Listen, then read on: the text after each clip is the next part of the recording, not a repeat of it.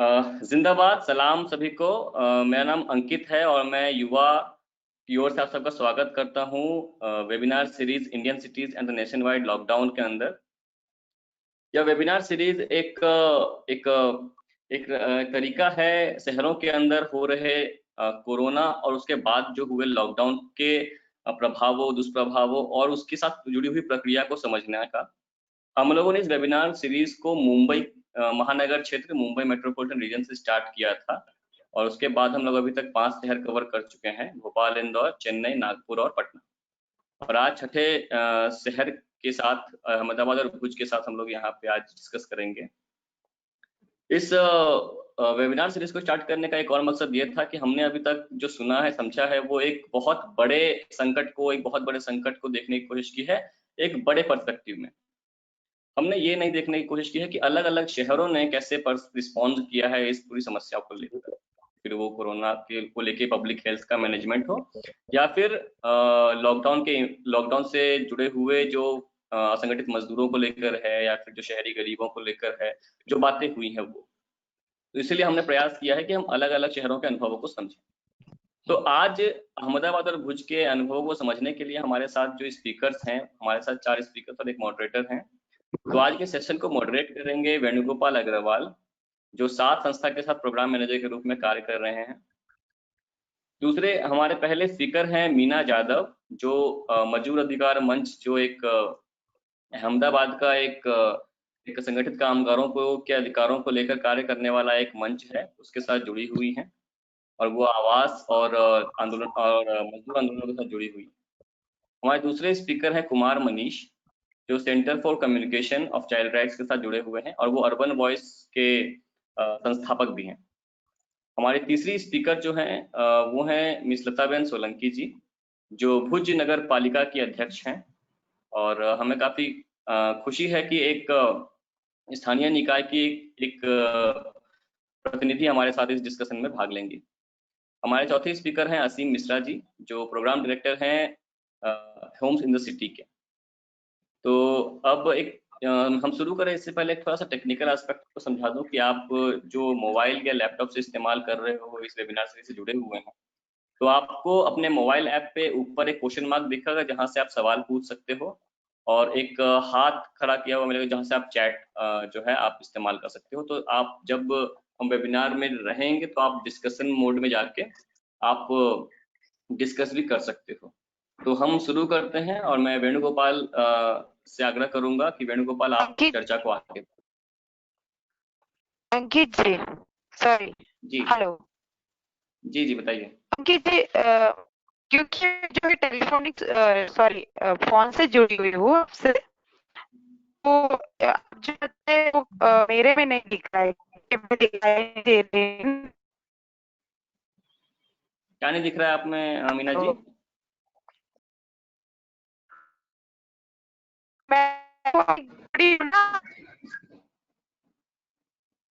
Even वो question Meena mark वाला जो आप बोल रहे हैं वो लैपटॉप में भी नहीं दिखाई पड़ रहा है, और हैंड रेज करने वाला ऑप्शन है, मतलब जब लैपटॉप पे आप राइट साइड में आपके एक बॉक्स होगा जिसमें हैंड रेज है और साथ ही में एक क्वेश्चन नीचे लिखा होगा, क्वेश्चन, पोल्स और चैट, उसमें आप क्वेश्चन पूछ सकते हो।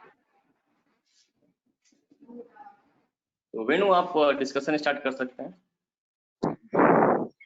ओके, थैंक यू अंकित। सभी लोगों का इस वेबिनार में स्वागत है।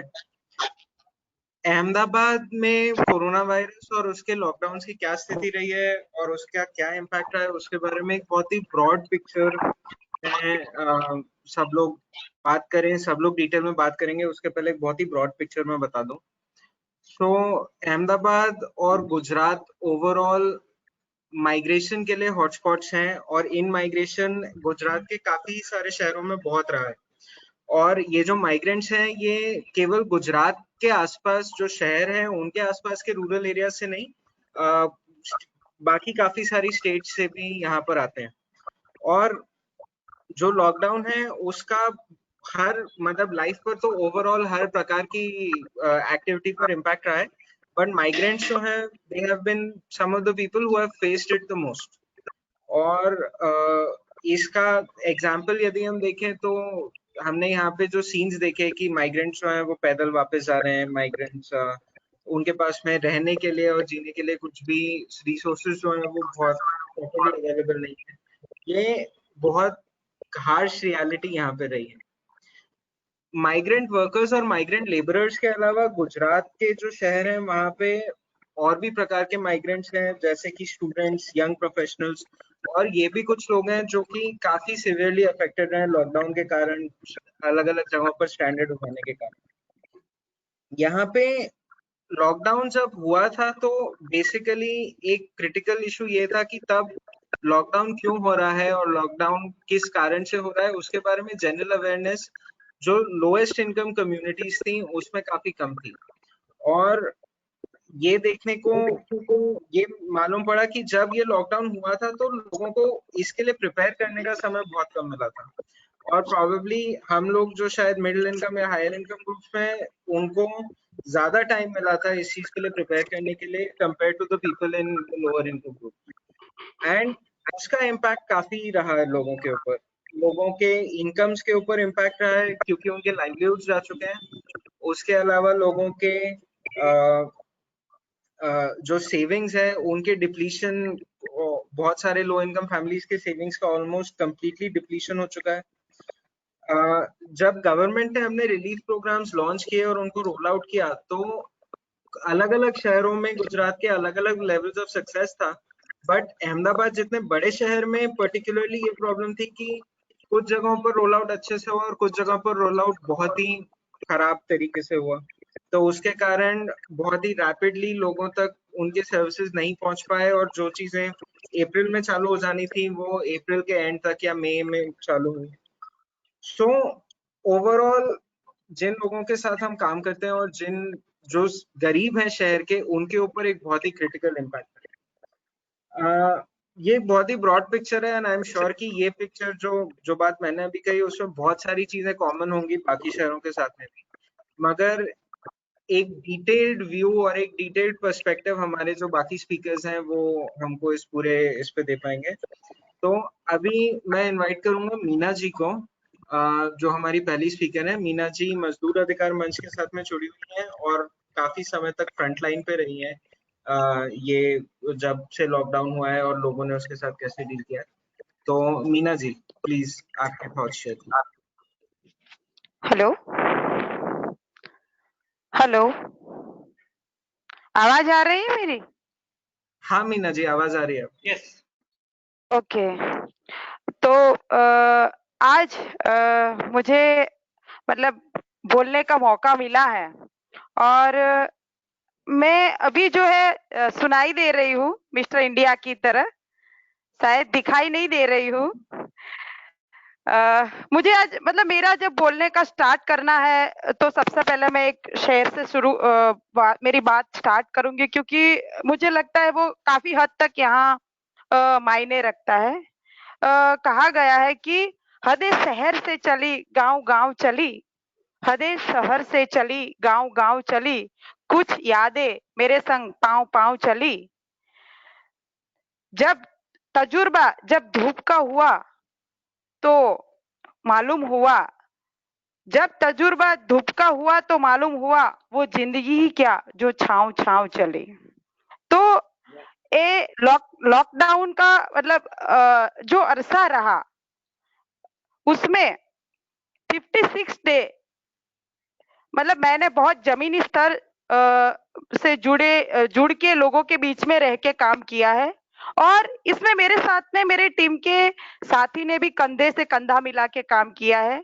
और मैं यहाँ पे अनऑर्गेनाइज सेक्टर के जो मजदूर है, करीबन 94% मजदूर अनऑर्गेनाइज सेक्टर से है, जिनका हमारे देश की जीडीपी में हमारी आर्थिक जो बातें उस चलाने में बहुत सारा योगदान है, पर उनका कहीं जिक्र नहीं किया जाता है। ऐसे गन्ना कटाई, निर्माण मजदूर, ब्रिकलिन वर्कर, छूटक मजदूरी करने वाले लोग, कंपनियों में कॉन्ट्रैक्ट बेस पे काम करने वाले लोग, इन सब लोगों के साथ मिलना हुआ है। सबसे बड़ी बात कि जिस विकास मॉडल या गतिशील गुजरात की हम बात कर रहे हैं, उस गुजरात मॉडल का सही चरित्र मुझे ये लॉकडाउन के दौरान देखने को मिला है। हमारे संविधान ने, जिसमें आर्टिकल 21 में साफ लिखा है हमको जिंदगी जीने का जो हक है, जिसमें खाने का, पीने का पानी और ये सब चीजें जो हमको मिलनी चाहिए, पर मुझे लगता है कि लॉकडाउन में हम जो 15 बस्तियों में सघन काम किए हैं और ये 15 बस्तियों में करीबन 1500 परिवार, बाकी के परिवार आदिवासी थे, वो तो होली और इनकी वजह से काफी सारे लोग गांव गए थे, पर 1500 से ज्यादा परिवार को जब हम लॉकडाउन में बात करते हैं हाथ धो के मतलब हर चीज करने का, तो वहां पीने का पानी का ही किल्लत है हमारे अहमदाबाद में, तो हाथ धोने की बात तो बहुत दूर की है। और खाने का, क्योंकि सब दहाड़ी मजदूर है, जिसका अपना निर्माण क्षेत्र में काम करते हैं या कुछ छोटा मोटा सब्जी या कुछ और कुछ काम करके जो अपना गुजरान चलाते हैं, ऐसे हमारे लोगों को खाने पीने का मतलब बहुत सारी चीजें उनको झेलना पड़ा है, जो काफी नजदीक से देखा है। अभी हमारा गुजरात और पर्टिकुलर अहमदाबाद में 4-5 संस्थाओं ने मिलकर एक सीसा नेटवर्क बनाया है, जिसके तहत हमने राशन किट बांटने का एक कार्य किया था और उसमें एक छोटा सा सर्वे भी हमने किया गया था। करीबन 64 स्लम और कच्ची बस्तियां, जिसको हम झुग्गी झोपड़ी बोलते हैं, उसमें 759 परिवारों के साथ हमने एक छोटा सा सर्वे किया। उस सर्वे में हमने एक चीज डाला कि भाई हमारी सरकार ने जो अन्न ब्रह्म योजना दाखिल की है, उस अन्न ब्रह्म योजना का हमारे तक पहुंचा, मतलब हम उस तक पहुंच पाए ही नहीं, या हमको कितना उसका लाभ मिला है। तो करीबन 759 परिवारों में से 59% लोगों को फ्री में राशन मिला था, 37% लोगों को राशन नहीं मिला है, मतलब राशन उन तक पहुंच ही नहीं पाया था, जिसमें 37% में 50% से ज्यादा लोग ऐसे थे कि जिनके पास राशन कार्ड होते हुए भी उनको मुहैया नहीं हुआ था। जिन लोगों को राशन मिला उन लोगों को भी 16 दिन के आसपास का ही राशन मिला, जबकि लॉकडाउन में करीबन 30 डेज तक तो उनको राशन मिलना चाहिए थे। मतलब ये जो है एनएफए से परिवार जो है जिनके पास एपीएल का राशन कार्ड है, हम जिन बस्तियों में काम करते उसमें बहुत कम लोगों के पास अंत्योदय का कार्ड है, बाकी ऑलमोस्ट जितने परिवार है उनके पास एपीएल वाला ही राशन कार्ड है। मुझे आज भी हमारे प्रशासन पे, हमारी जो सिस्टम है उन पे एक सवाल उठता है कि आखिरकार उन लोगों को जो सबसे ज्यादा वल्नरेबल है, जो सबसे ज्यादा वंचित है, वही लोग राशन से और ये बीपीएल कार्ड से उसमें भी वंचित है वो लोग। तो और दूसरी बात कि जब मैंने ब्यौरा किया कि अन्न ब्रह्म योजना में कितने लोगों को मिल रहा है, तो मुझे आज भी सवाल उठता है कि एक परिवार में 5 से 6 लोग हैं, 7 लोग हैं, कहीं पे 4 लोग हैं। अब उसमें परिवार के दीठ हमारी सरकार 3.5 केजी गेहूं, मैं पर्टिकुलर गुजरात की बात कर रही हूँ, कि 3.5 केजी गेहूं, चावल 1.5 केजी, 1 केजी चना दाल दे रहा है, तो वो एक परिवार को कितने दिन चलेगा? एक बहुत ही बड़ा सवाल है और एक चैलेंज भी है जो हम सबको सोचना चाहिए। दूसरी बात, अब जब हमारी अन्न ब्रह्म योजना से अब हमारी सरकार ने बोला है कि भाई अब आत्मनिर्भर योजना में जाइए। आत्मनिर्भर योजना में सबसे ज्यादा जो है आधार कार्ड मस्ट है। आधार कार्ड होगा तो आपको 3.5 केजी गेहूं या चावल जो भी मिलना है वो मिलेगा। पर हमारी तो कितनी सारी बस्तियां ऐसी है कि जिसमें काफी सारे लोगों के पास उनका आधार कार्ड भी नहीं है। तो ये सवाल हम सबको सोचने की एक जरूरत है। दूसरी बात है, हमारी सरकार ने ये बोला कि भाई जो बच्चे स्कूल में पढ़ाई करते हैं, बहुत सारे बच्चों को तो वो मिला नहीं है। अन्न ब्रह्म योजना भी बहुत सारे परिवारों को नहीं मिला है, जिनकी हालत बहुत ही कफोड़ी है। तो ये जो बच्चे हैं उनको भी मतलब पूरे मंथ के लिए 200 ग्राम 300 ग्राम मिड डे मील या क्या बोले हम, उसके तहत इतना ही अनाज उनको दिया गया। तो ये कैसे, मतलब लॉकडाउन के इतने दिन वो कैसे काटेंगे, एक बहुत बड़ा सवाल यह है। दूसरी बात है कि जब सोशल मीडिया में भी मैंने बहुत बार पढ़ा है, बहुत सारे लोगों ने कहा है कि भाई ये बीमारी जो है हमारी, ये कोविड-19 जो है, कोरोना जो है, वो आया तो विदेश से, पर भुगत तो हम गरीब रहे हैं, क्योंकि सबसे ज्यादा जो है वो उन पे ही इफेक्ट हुआ है।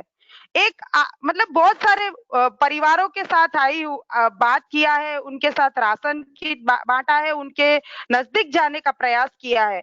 मैंने ये देखा है कि एक आदिवासी बच्ची ने मुझे 1-2 बार फोन करके बोला कि बहन आप जो किट देके गई थी, हमारी टीम के साथी में भी साथ में थे, तो उन्होंने बोला कि राशन खत्म हो गया है, अब हम क्या करें। तो एक जो संवेदना जो है, ऐसे तो बहुत सारे परिवार है जिनके हर एक परिवार की एक अपनी कहानी है। कई सारे इंटरस्टेट माइग्रेंट वर्कर जो झारखंड से थे, यूपी से, बिहार से, राजस्थान से, उन लोगों से जब मिलना हुआ तो उसमें से काफी सारे मजदूरों ने ये भी बोला कि बहन 2-2 दिन से खाना नहीं खाया, या जितना खाना मिला था वो सुबह में खाया, तो सुबह का खाना थोड़ा शाम के लिए बचा के रखा। तो ऐसे भी लॉकडाउन में लोगों ने दिन काटे हैं। जब इंटरस्टेट माइग्रेंट वर्कर जो अलग अलग कंपनियों में कॉन्ट्रैक्ट बेस पे और इस तरीके से काम करते थे, तो उसमें भी मतलब हम जब सरकार की ओर से, कलेक्टर से, या जो खाने के लिए जो वितरित करने के लिए हमारे जो पीडीएस सिस्टम है, उसके जवाबदार अधिकारी के साथ जब बात करते थे, तो काफी सेंसिटिव अधिकारी थे, तो वो तुरंत ही कार्यवाही होती थी, पर काफी सारी बार हमको नहीं भी मिलता था। तो ये भी अनुभव हुआ है हमको, और अच्छे भी अनुभव है इसमें और ऐसे भी अनुभव है। दूसरी बात मेरी ये है कि जब जमीन से जुड़ के हम बात कर रहे हैं, तो सरकार की एक दूसरी योजना थी कि भाई उज्ज्वला योजना, जिसमें सबको 3 मंथ के लिए गैस सिलेंडर जो है मुफ्त में मिलेगा। तो अब मेरा सवाल ये भी है, जब लोगों के पास ना रोजगारी है, ना खाने को है, उस टाइम पे वो लोग गैस सिलेंडर भराने के लिए जाएंगे, पर पैसे तो उनको तुरंत ही देना है। तो ऐसे टाइम पे मतलब वो लोग 700 या 750 रुपया लाएंगे कहाँ से, और अपना सिलेंडर भराएंगे कैसे। हालांकि बहुत सारी जो कच्ची बस्तियां है, जो झुग्गी झोपड़ी में जो लोग रहते हैं, उनके पास तो ये उज्ज्वला योजना भी नहीं है, तो उन लोगों का चूल्हा कैसे जला होगा, वो हम सब के लिए सोचने की बात है। 14 अप्रैल हमारे बाबा साहब, भारत मतलब हमारा संविधान के निर्माता, उनका जन्मदिन है, तो हम हर साल एक अवेयरनेस के तौर पे बस्तियों में मनाते थे। तो इस बार जो बस्ती की महिलाएं थी, उन्होंने ये तय किया कि हमारे जो प्रधानमंत्री जी है, उन्होंने थाली बजा के हमारे जो लोग कोरोना वॉरियर है, उनको अप्रिशिएट करने के लिए अगर हमको एक करना है, तो हमारे तो उन्होंने भी थाली बजाई थी 14 अप्रैल के दिन अपने घर में रह के, कि भाई हमारे पेट तो भूखे हैं। हम ये थाली बजा के हम ये संदेश देना चाहते हैं कि भाई हमारा पेट भूखा है, हमको पूर्ता मतलब खाने का पूर्ता नहीं मिल रहा है। तो ऐसे बहुत सारे अनुभव ये खाने को लेके है। इसके अलावा अगर हमने ये भी देखा है कि अगर यहाँ पे लोकल स्थानिक जो लोग हैं, उनकी हालत ये है, तो जो इंटरस्टेट माइग्रेंट है, मतलब बाहर से, मतलब दूसरे स्टेट से जो लोग आए हैं, उसमें कैसे उनकी परिस्थिति क्या होगी, वो बहुत ही सोचने लायक बात है।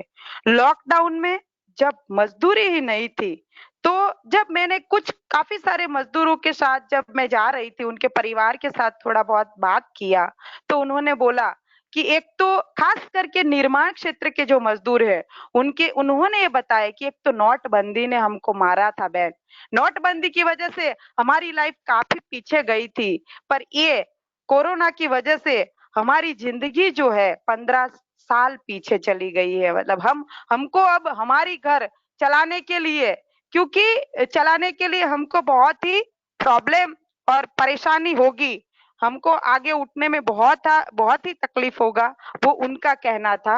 ये एक बहुत ही अहम बात है। दूसरी बात, जो मजदूर घर चल के गया है, वो मजदूर का भी हमने जब उनको पूछा कि भाई घर पे क्या हालात है, तो पर्टिकुलर में अहमदाबाद में गुजरात के पास सटे हुए एमपी मीना बहन, के मैं झाबुआ जिले के काफी सारे आदिवासी मजदूर साथियों के साथ। हेलो मीना बहन, हम जो 10 से 12 मिनट का समय वो खत्म होने वाला है, तो मैं रिक्वेस्ट करूंगा कि आप 2 मिनट में आपके कमेंट्स रैप अप कर दें और फिर हम क्वेश्चंस के टाइम पे फिर हम वापस आएंगे। Hello hello. ओके। दूसरा जो है हाँ कि हेलो हाँ, हाँ, प्लीज। दूसरा जो है कि सबसे ज्यादा हमने हेलो दूसरा जो है कि जो सबसे अहम बात है कि मजदूरों का जाना, मजदूरों के जाने के बारे में अंकित हमारे साथी वेणुगोपाल जी ने शुरू में ही बता दिया कि भाई भूखे प्यासे बच्चों के साथ प्रेग्नेंट महिलाओं खेत में छिपती हुई, अपना सामान ढोती हुई, अपने बच्चों को साथ लेके चलते हुए, रात में चलते हुए हमारे श्रमिक लोग जो गए, इसके बाद सरकार ने श्रमिक ट्रेन रखा। तो श्रमिक ट्रेन में मेरा सबसे बड़ा सवाल जो है प्रशासन से है कि शुरू में जितनी भी श्रमिक ट्रेनें चली, उनके पास सभी मजदूरों के पास से पैसे लिए गए हैं। तो और वो भी हमारा लॉकडाउन करीबन 56 डे से ज्यादा लॉकडाउन था। तो ऐसा क्यों हुआ? शुरू में ही अगर हमने थोड़ा सा किया होता या लॉकडाउन के बाद जब हमारी ट्रेनें चली, तब अगर श्रमिक ट्रेन में मुफ्त में चलाया होता तो मजदूरों पे और मार नहीं झेलनी पड़ती, जो एक सोचने लायक बात है। सबसे अच्छी बात ये थी कि अभी हमने जस्ट इस मंथ में 2 श्रमिक ट्रेन चलाया, जिसमें वेस्ट बंगाल और झारखंड के जो मजदूर है उनके लिए एक में 1300 से करीब ज्यादा मजदूरों को हम भेज पाए और 1186 मजदूर ये 10वीं जून के दिन हमारी और एक ट्रेन चली जिसमें 1186 मजदूर झारखंड की ओर रवाना मतलब हुए अपने गांव जाने के लिए। अभी भी बहुत सारे मजदूर है जो अपने गांव जाना चाहते हैं, पर फैक्ट्री मालिक जो है या और जो है उनका पेमेंट नहीं दे रहा है, वो पेमेंट ना मतलब मना कर रहे हैं, जिसकी वजह से एक तरीके से हम यूनियन में काम करते हैं तो एज ए यूनियन एक्टिविस्ट तरीके जब आप किसी को पेमेंट ऑफ वेजेस नहीं करते हैं, उनकी घर जाने की मर्जी है, आप फोर्सफुली उनको काम करवाते हैं, वो बिल्कुल बॉन्डेड लेबर में जाते हैं अभी भी। तो वो एक हमको सोचना चाहिए, हमारे प्रशासन को भी सोचना चाहिए। जहां पे जैसे गुजरात के 2 एग्जाम्पल है, गोंडल और आईआईएम वस्त्रापुर अहमदाबाद की बात करें, दोनों जगह पे मजदूरों ने घर जाने के लिए जब एक आंदोलन किया तो उस पे सरकार ने बहुत ही बड़ी बड़ी धाराएं लगाई, आईपीसी की धाराएं लगाई और उन मजदूरों को भी मतलब जेल में भी डाला गया। तो ये जो है मजदूरों के अपने मतलब घर पे जाने के लिए हमारी सरकार के हमारे प्रशासन की जो दोहरी नीति है कि जो विदेश से जो हमारे मजदूर साथी है जो और है उनके लिए तो प्रशासन प्लान भेजती है, पर हमारे मजदूर साथी जिनको अपने घर जाना है उनके लिए ऐसा कुछ नहीं है। तो एक सोचने लायक बात है। मेरी काफी सारी बस्तियों में महिलाओं को और खास करके बच्चों को भी बहुत सारी जगह पे जब खाना नहीं रहा तो उनको वो लोग कुछ मांगने पे भी मजबूर हुए थे कि भाई हमको खाना नहीं है, तो हम क्या करें। अभी आश्रय गृह में भी मजदूरों को रेडीमेड खाना पहुंचाया गया, पर मुझे लगता है कि सबसे ज्यादा जो वल्नरेबल या जो सहना पड़ा है वो इन मजदूरों को सहना पड़ा है। सरकार के पास भी आज तक कोई मजदूरों का ठोस आंकड़ा नहीं है। बाल मजदूर भी ब्रिकलिन में भी है, गन्ना कटाई मजदूर में भी है, उनकी भी हालत बहुत ही खराब परिस्थिति मतलब खराब है। दूसरा जो है कि सरकार की एक जनधन योजना है। हेलो मीना बहन, दूसरा मीना बहन, आई एम सॉरी, मेरे को आपको बीच में रोकना पड़ेगा, बट ओवरऑल टाइम लिमिट को देखते हुए हमको आगे बढ़ना होगा। मैं बस मीना बहन के जो पॉइंट्स हैं उसमें से 2-3 कुछ हाइलाइट्स हैं जो मैं बिफोर गोइंग अहेड बस बताना चाहूंगा।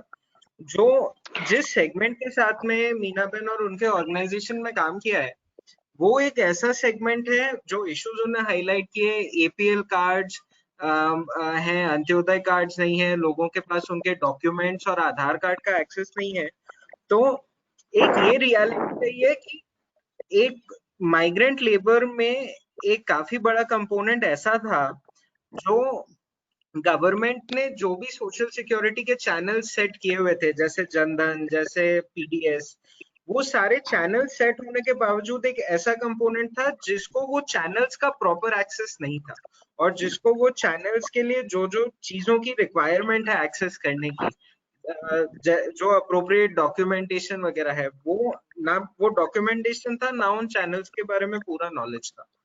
और जैसा उनने उनके स्टार्टिंग में और बाकी एक्सपीरियंस में बताया कि उन लोगों ने शायद सबसे ज्यादा इस प्रोसेस में सफर किया। दूसरा ये है कि क्योंकि उन लोगों के पास में ये एक्सेस नहीं था सोशल सिक्योरिटी का, और वो सोशल सिक्योरिटी का एक्सेस न होने के कारण उन लोगों की सिचुएशन जब डिफिकल्ट होती जा रही थी और उन लोगों ने अपने वॉइसेस खड़े किए, तो उनके साथ में एक हैवी हैंडेड ट्रीटमेंट किया गया, जो कि मतलब ऑफ कोर्स गवर्नमेंट के लिए भी ये बहुत ही क्रिटिकल सिचुएशन है, बट ओवरऑल ऐसी चीजों के साथ डील करने के लिए भी कुछ मैकेनिज्म्स या कुछ तरीके सेटअप नहीं किए हुए थे प्रॉपर्ली, जिसके कारण जब लोगों के इश्यूज को हाईलाइट करने की कोशिश की गई तो वो इश्यूज हाईलाइट भी प्रॉपर्ली नहीं हो पाए। जो अलग अलग स्कीम्स हैं उसके बारे में तो काफी डिस्कशन हो चुका है, और काफी इंफॉर्मेशन अब पता ऑलरेडी बाहर आ चुकी है कि कैसे वो इफेक्टिव रही है या कैसे वो इफेक्टिव नहीं रही है। सो आई थिंक वो डिटेल्स हम क्वेश्चंस और बाकी टाइम पे आगे ले लेंगे। अभी मैं रिक्वेस्ट करूंगा कुमार मनीष जी से कि उनके क्या एक्सपीरियंसेस रहे लॉकडाउन के टाइम पे, वो शेयर करें।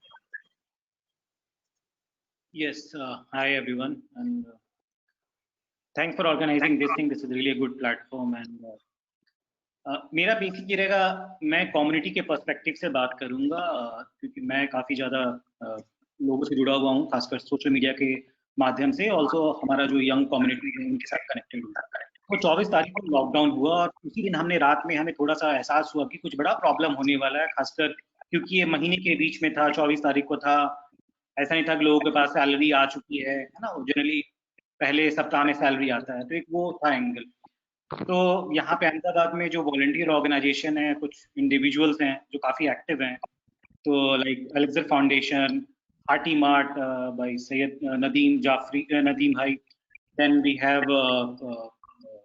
Ritesh Sharma from hey hi foundation and Rakesh भाई फ्रॉम अहमदाबाद रॉकेट। तो हमने ये सोचा है कि हम इसमें कैसे कंट्रीब्यूट कर सकते हैं और हम कैसे इसको एड्रेस करते हैं।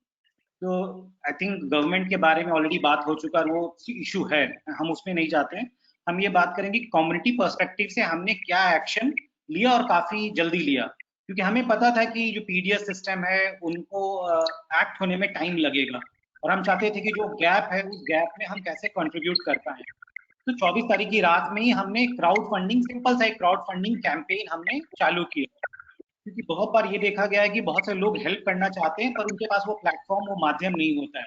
और हमें भी ये पूरे एक्सरसाइज में हमें भी यही लगा, क्योंकि एट द एंड ऑफ ये पूरा जो क्राउड फंडिंग है जिसमें लोग कंट्रीब्यूट करते हैं, कहीं मतलब हमारे पास 300 से ज्यादा लोग कंट्रीब्यूट किए हैं और करीब 70 लाख रुपए हम लोगों ने रेज किए, जो कि इसमें इंस्टीट्यूशनल डोनर भी थे और इंडिविजुअल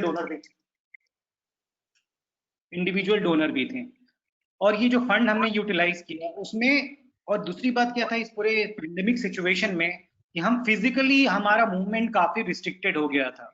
तो उसके लिए हमारी जो साथ जुड़ी हुई संस्था थी अलेक्जर फाउंडेशन, उनके पास अप्रूवल था और लिमिटेड लोगों के पास एक्सेस था कि वो फील्ड पे जा सकते हैं। तो हमारी जो टीम थी, एक टीम का पूरा रिसोर्सेस इस पे था कि हम कैसे फंड रेज कर पाए। दूसरी टीम ये फोकस कर रही थी कि कैसे हम रॉ मटेरियल्स को लेके आए, किट बनाएं और डिलीवर कर पाए। और इन सबको करने के पहले हमारे पास यूनिसेफ का भी सपोर्ट मिला, जिन्होंने हमारे वॉलंटियर्स को, जो उनके हेल्थ एक्सपर्ट्स थे, हमारे वॉलंटियर्स को उन्होंने ट्रेन किया और गाइड किया कि आपको भाई इस तरह से सारे सिक्योरिटीज और सेफ्टी प्रोटोकॉल्स को फॉलो करने हैं, है ना, बिकॉज हम इसमें बर्डन नहीं बन सकते अगर हमको इनको हेल्प करना है। तो सबसे पहला काम था वो कम्युनिटी बनाना, फिर जो ऑर्गेनाइजेशन है लाइक यूनिसेफ गाइड करना, ये वॉलंटियर्स को ऑनलाइन ट्रेनिंग हमने करवाया, 2 ऑनलाइन ट्रेनिंग करवाए सारे वॉलंटियर्स को। और दूसरी बात हमने टेक्नोलॉजी काफी यूज किया, लाइक हमने एक सिंपल सा एक व्हाट्सएप ग्रुप क्रिएट कर दिया और जिसमें डिफरेंट वार्ड्स के जो यूथ रिप्रेजेंटेटिव थे हम उनको कनेक्ट किया। कोई भी प्रॉब्लम हमको जो फेसबुक के माध्यम से या ट्विटर के माध्यम से और व्हाट्सएप के माध्यम से आता था, हम उनको फिल्टर आउट करके हम उस ग्रुप में डालते थे, और जो वहाँ लोकल रिप्रेजेंटेटिव होता था वो वहाँ पे वो गाइड करता था स्लम के आसपास रहने वाले एरियाज में, और हम उनको जाके किट प्रोवाइड करते थे। तो ये हमारा एक बेसिक जो हमने एक संरचना बनाया कि भाई कैसे इसको एड्रेस करेंगे। और उसमें मेरे को ये भी लगा कि बहुत सारे जो नॉन प्रॉफिट ऑर्गेनाइजेशन है उनका जो डिजिटल प्रेजेंस है वो काफी पुअर है ना, मतलब पैथेटिक नहीं बोलेंगे, पुअर है उनको अभी, क्योंकि ये पैंडेमिक में डिजिटल ही एक ऐसा सॉल्यूशन था जिससे कि हम आप लोगों से कनेक्ट हो पा रहे हैं, उनको अपडेट दे पा रहे हैं। तो मैंने वो भी देखा कि बहुत सारे organisation they were struggling on social media, but हम लोग का एक्सपीरियंस, और मैं यूज करता हूँ इस प्लेटफॉर्म को, तो हमने उसको जल्दी से यूटिलाइज किया और उसको मैक्सिमाइज किया कि ज्यादा से ज्यादा लोगों को बेनिफिट पहुंच पाए। दूसरा हमने जो किया, मैपिंग किया स्लम्स का, बिकॉज और हमारा corporation, municipal corporation, Gujarat police, Ahmedabad police के साथ भी कोऑर्डिनेशन, लेकिन अब ये है कि अहमदाबाद कॉर्पोरेशन के पास ऑलरेडी काफी प्रेशर है, और हमको पता है तो staff is a big challenge for them. Most of the जो स्टाफ है उनके नीचे लेवल को सारे कॉन्ट्रैक्चुअल है ना, तो उनका फोकस था पेंडेमिक को रोकना, क्वारंटाइन सेंटर को एस्टैब्लिश करना, और ये जो भूख वाली है वो उनके लिए उतना हाई प्रायोरिटी नहीं था उस समय। तो हमारे पास जो चैलेंज था, डेटा नहीं था, तो हमने वो भी महसूस किया कि गवर्नमेंट की जो लोकल बॉडीज हैं उनके पास भी डेटा का बहुत बड़ा चैलेंज है, उनके पास भी चैलेंज है मैपिंग ऑफ दीज एरियाज, वहाँ पे कौन कॉन्टैक्ट पर्सन है, किससे अप्रोच करना है, कौन ये डेटा देगा।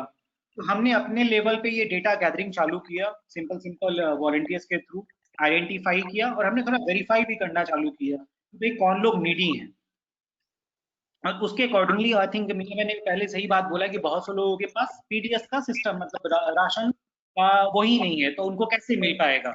हमने पहले प्रायोरिटी में उनको रखा कि जो लोग नीडी हैं, जिनके पास कोई अदर सुविधा उपलब्ध नहीं है, हम उन तक पहुंचे, और हमने ये करीब काफी महीनों तक किया। उसके बाद माइग्रेंट का जो ट्रैवलिंग का था उसके साथ भी हम जुड़े, जहां तक हमें लाइक पहले ही बताया गया कि पैसे देने पड़े थे, हाँ इनिशियली दे हैव टू पे अमाउंट, सो हमने वहां पे उनको सपोर्ट किया।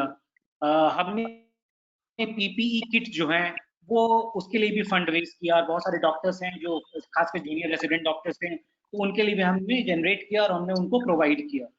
तो एक जो लर्निंग, जो बिगर लर्निंग था कि जो लोकल लेवल पे जो बॉडी है उनके पास मैपिंग का कोई एक्सरसाइज नहीं है, जिसपे कि लाइक फॉर एग्जांपल को पता है कि भाई यहाँ पे लोग नीति हैं, उन तक मुहैया करवाना है।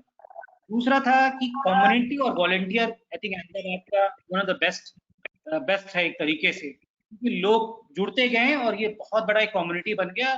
एंड उनका ये कहना था कि हमारा ये फोकस है कि no one should be sleeping hungry in Ahmedabad, ये हमारा मोटिवेशन था। उसमें बहुत सारे लोग जुड़े, माइका जुड़ा, आपको एलजे इंस्टीट्यूट जुड़ा, बहुत सारे एकेडमिक इंस्टीट्यूट के भी लोगों ने जुड़ा, उन्होंने किचन भी एस्टैब्लिश किया और रेगुलर लेवल पे खाना प्रोवाइड कर रहे थे। बट ये है कि ये जो कम्युनिटी था उसको बनने में थोड़ा टाइम लगा।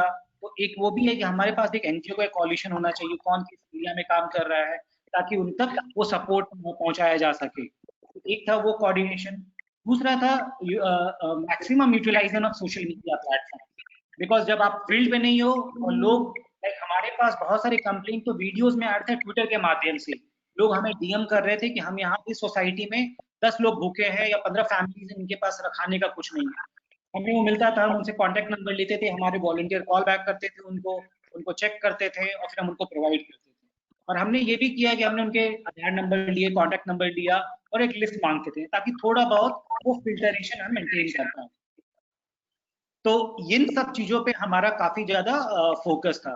दूसरा जो हमने देखा, जो स्टिग्मा का काफी बड़ा प्रॉब्लम इसमें रहा और अभी और भी बढ़ता ही जा रहा है, इसलिए हम लोग पूरा कैंपेन अभी भी लॉन्च किया है, इसका नाम है वॉइसेस अगेंस्ट कोविड स्टिग्मा। तो उसको फाइट करना काफी जरूरी है, बिकॉज लोगों में काफी अप्रीहेंशन बढ़ जाता है, काफी डर अंदर बैठ गया लोगों के मन में, तो उसको भी फाइट करना जरूरी है। और आई थिंक मैडम ने भी सही बोला कि ये जो रिच मैन डिजीज और सबसे जो सफर कर रहे हैं वो पुअर लोग सफर कर रहे हैं, और वो सही भी है क्योंकि उनकी लाइवलीहुड चली गई है, उनके पास अपॉर्चुनिटीज नहीं है। तो ये सब भी काफी बड़ा लर्निंग एक प्रोसेस हमारा रहा है, और हम चाह रहे हैं कि हमने जो स्टार्ट किया है वो उसको डिफरेंट इनिशिएटिव में, लाइक फॉर एग्जांपल हमारा ये भी फोकस है कि कैसे हम यंग लोग जो यंग यूथ हैं उनके साथ काम करें, उनको लाइवलीहुड अपॉर्चुनिटीज में, उनको ट्रेनिंग प्रोग्राम्स में कैसे हम कंडक्ट कर पाएं।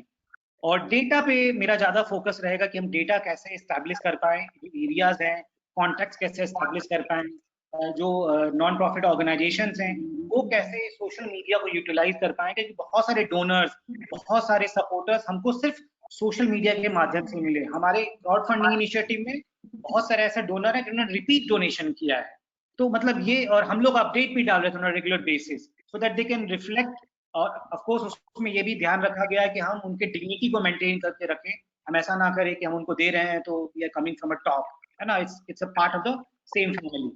तो हमने इन सब चीजों पे ज्यादा फोकस किया। Yes, okay, thank you Kumar जी।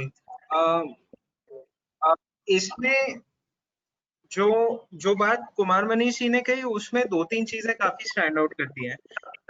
ये बात बिल्कुल सही है कि इमीडिएटली गवर्नमेंट का फोकस था कंटेनमेंट पर, और उसके कारण काफी सारी चीजें जैसे कि सब्सिडी और उसका रोल आउट, पीडीएस का रोल आउट, उसमें डिले हुआ। एंड आई थिंक काफी इम्पोर्टेंट रोल प्ले किया सिविल सोसाइटी ने, और सिविल सोसाइटी के अलावा भी ओवरऑल जो लार्जर कम्युनिटी है उसने, क्योंकि हमारा भी ये एक्सपीरियंस रहा था कि immediately after the lockdown within the first 5 to 10 days बहुत सारे लोग आगे आए थे सपोर्ट करने के लिए, डोनेट करने के लिए, और उसको, वो डोनेशन को एक्चुअली एड में कन्वर्ट कैसे किया जाए, that itself was a challenge, क्योंकि उस टाइम पे सप्लाईज वगैरह ओवरऑल थोड़े कम लेवल पे आ रहे थे।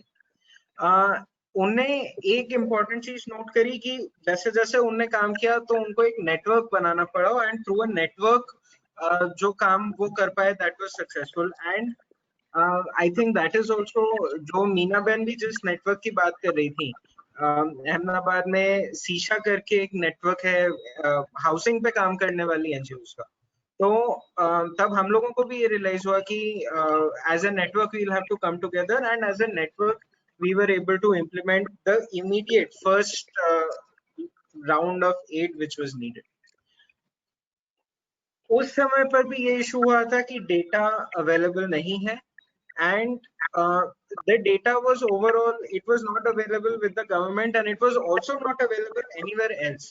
So बहुत सारे जो बॉटम अप डेटा आता गया, जो community leaders, youth workers, social media presence वाले लोगों ने जो डेटा भेजा, बहुत सारा रिलीफ एफर्ट उसी पर बेस्ड था, और जो बहुत सक्सेस स्टोरीज हैं रिलीफ एफर्ट की, वो सभी इसी पर सेंटर्ड रही। लास्टली स्टिग्मा का उन्होंने पॉइंट रेज किया, and stigma is becoming a major issue, क्योंकि सब लोग अपने आप को इस बीमारी से बचाना चाहते हैं, मगर उसके जो अनइंटेंडेड कॉन्सिक्वेंसेस हैं वो भी लोगों को फेस करने पड़ते हैं। कम्युनिटी पर्सपेक्टिव से ये दो बहुत ही इंटरेस्टिंग इनपुट्स आए कि कम्युनिटी के स्ट्रेसेस क्या थे और उनको सिविल सोसाइटी ने उसको रिस्पॉन्ड करने में पहले स्टेप्स क्या लिए। हमारी अगली स्पीकर है लता बहन सोलंकी जी, जो कि भुज म्यूनिसिपैलिटी की प्रेसिडेंट है, वहाँ की मेयर है, और आई थिंक उनका जो इनपुट है वो बहुत इंटरेस्टिंग होगा, क्योंकि from a mayor perspective, from a government perspective, उन लोगों को कैसे रिस्पॉन्ड करना था। सो प्लीज लता जी, आप अपने थॉट्स शेयर करें। सबको नमस्कार, जय श्री कृष्ण। अभी मैंने जो भी सुना है उसके बाद ये है कि अभी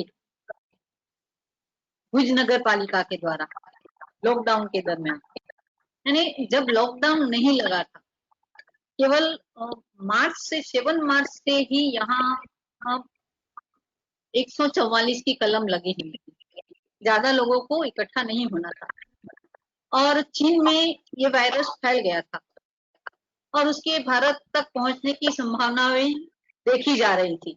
तब से ही नगर पालिका के द्वारा बहुत सारे कार्य आरंभ कर दिए गए थे, जैसे हेल्थ इज फर्स्ट, तो उसको लेके जगह जगह पे हमने आयुर्वेदिक काढ़ा लोगों को सप्लाई किया, और अलग अलग एरिया में तो हमने सबको काढ़े का वितरण किया, पर उसके साथ साथ हमने घूमते फिरते भी पॉइंट रखे कि लोग एक जगह इकट्ठे न हो, अलग अलग जगह जाके उनको काढ़ा पिलाया जाए।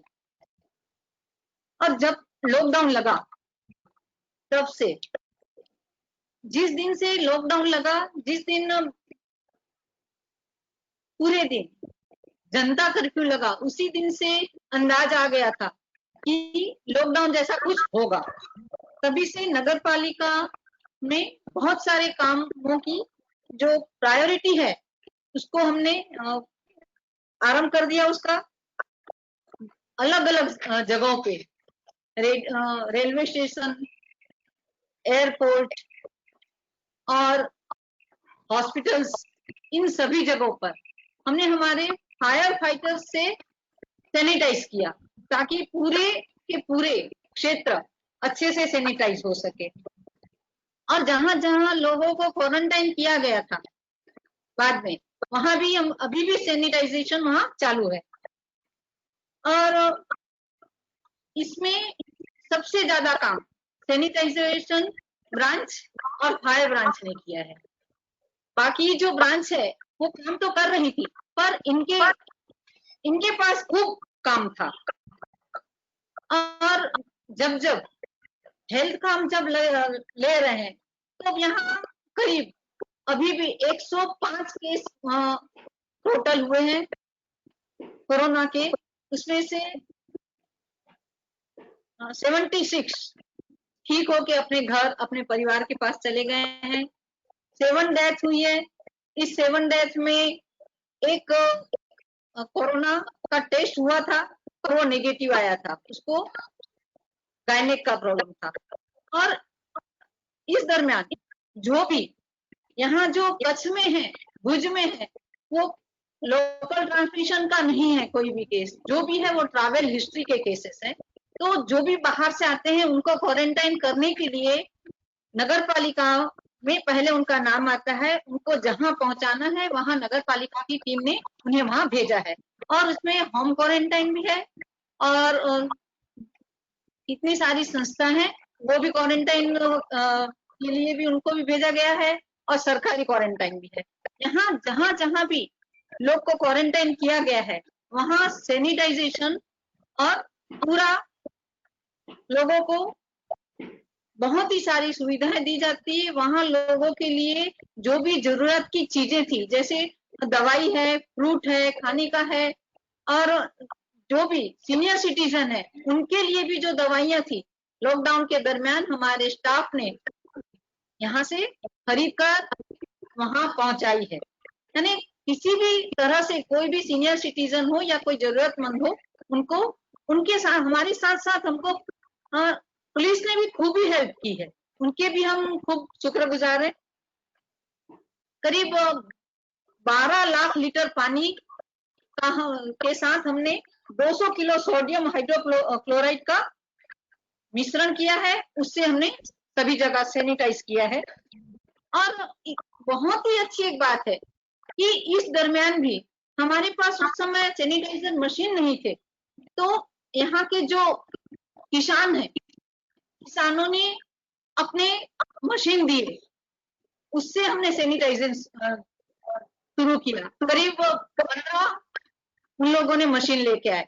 और उसके बाद इससे भी बड़ी खुशी की बात हम लोगों के लिए ये रही कि देवयानी बेन और मिलन भाई सोनी ने नगर पालिका को 2 सैनिटाइज मशीन गिफ्ट में दिए और इस मशीन से हम लोग आज भी काम कर रहे हैं।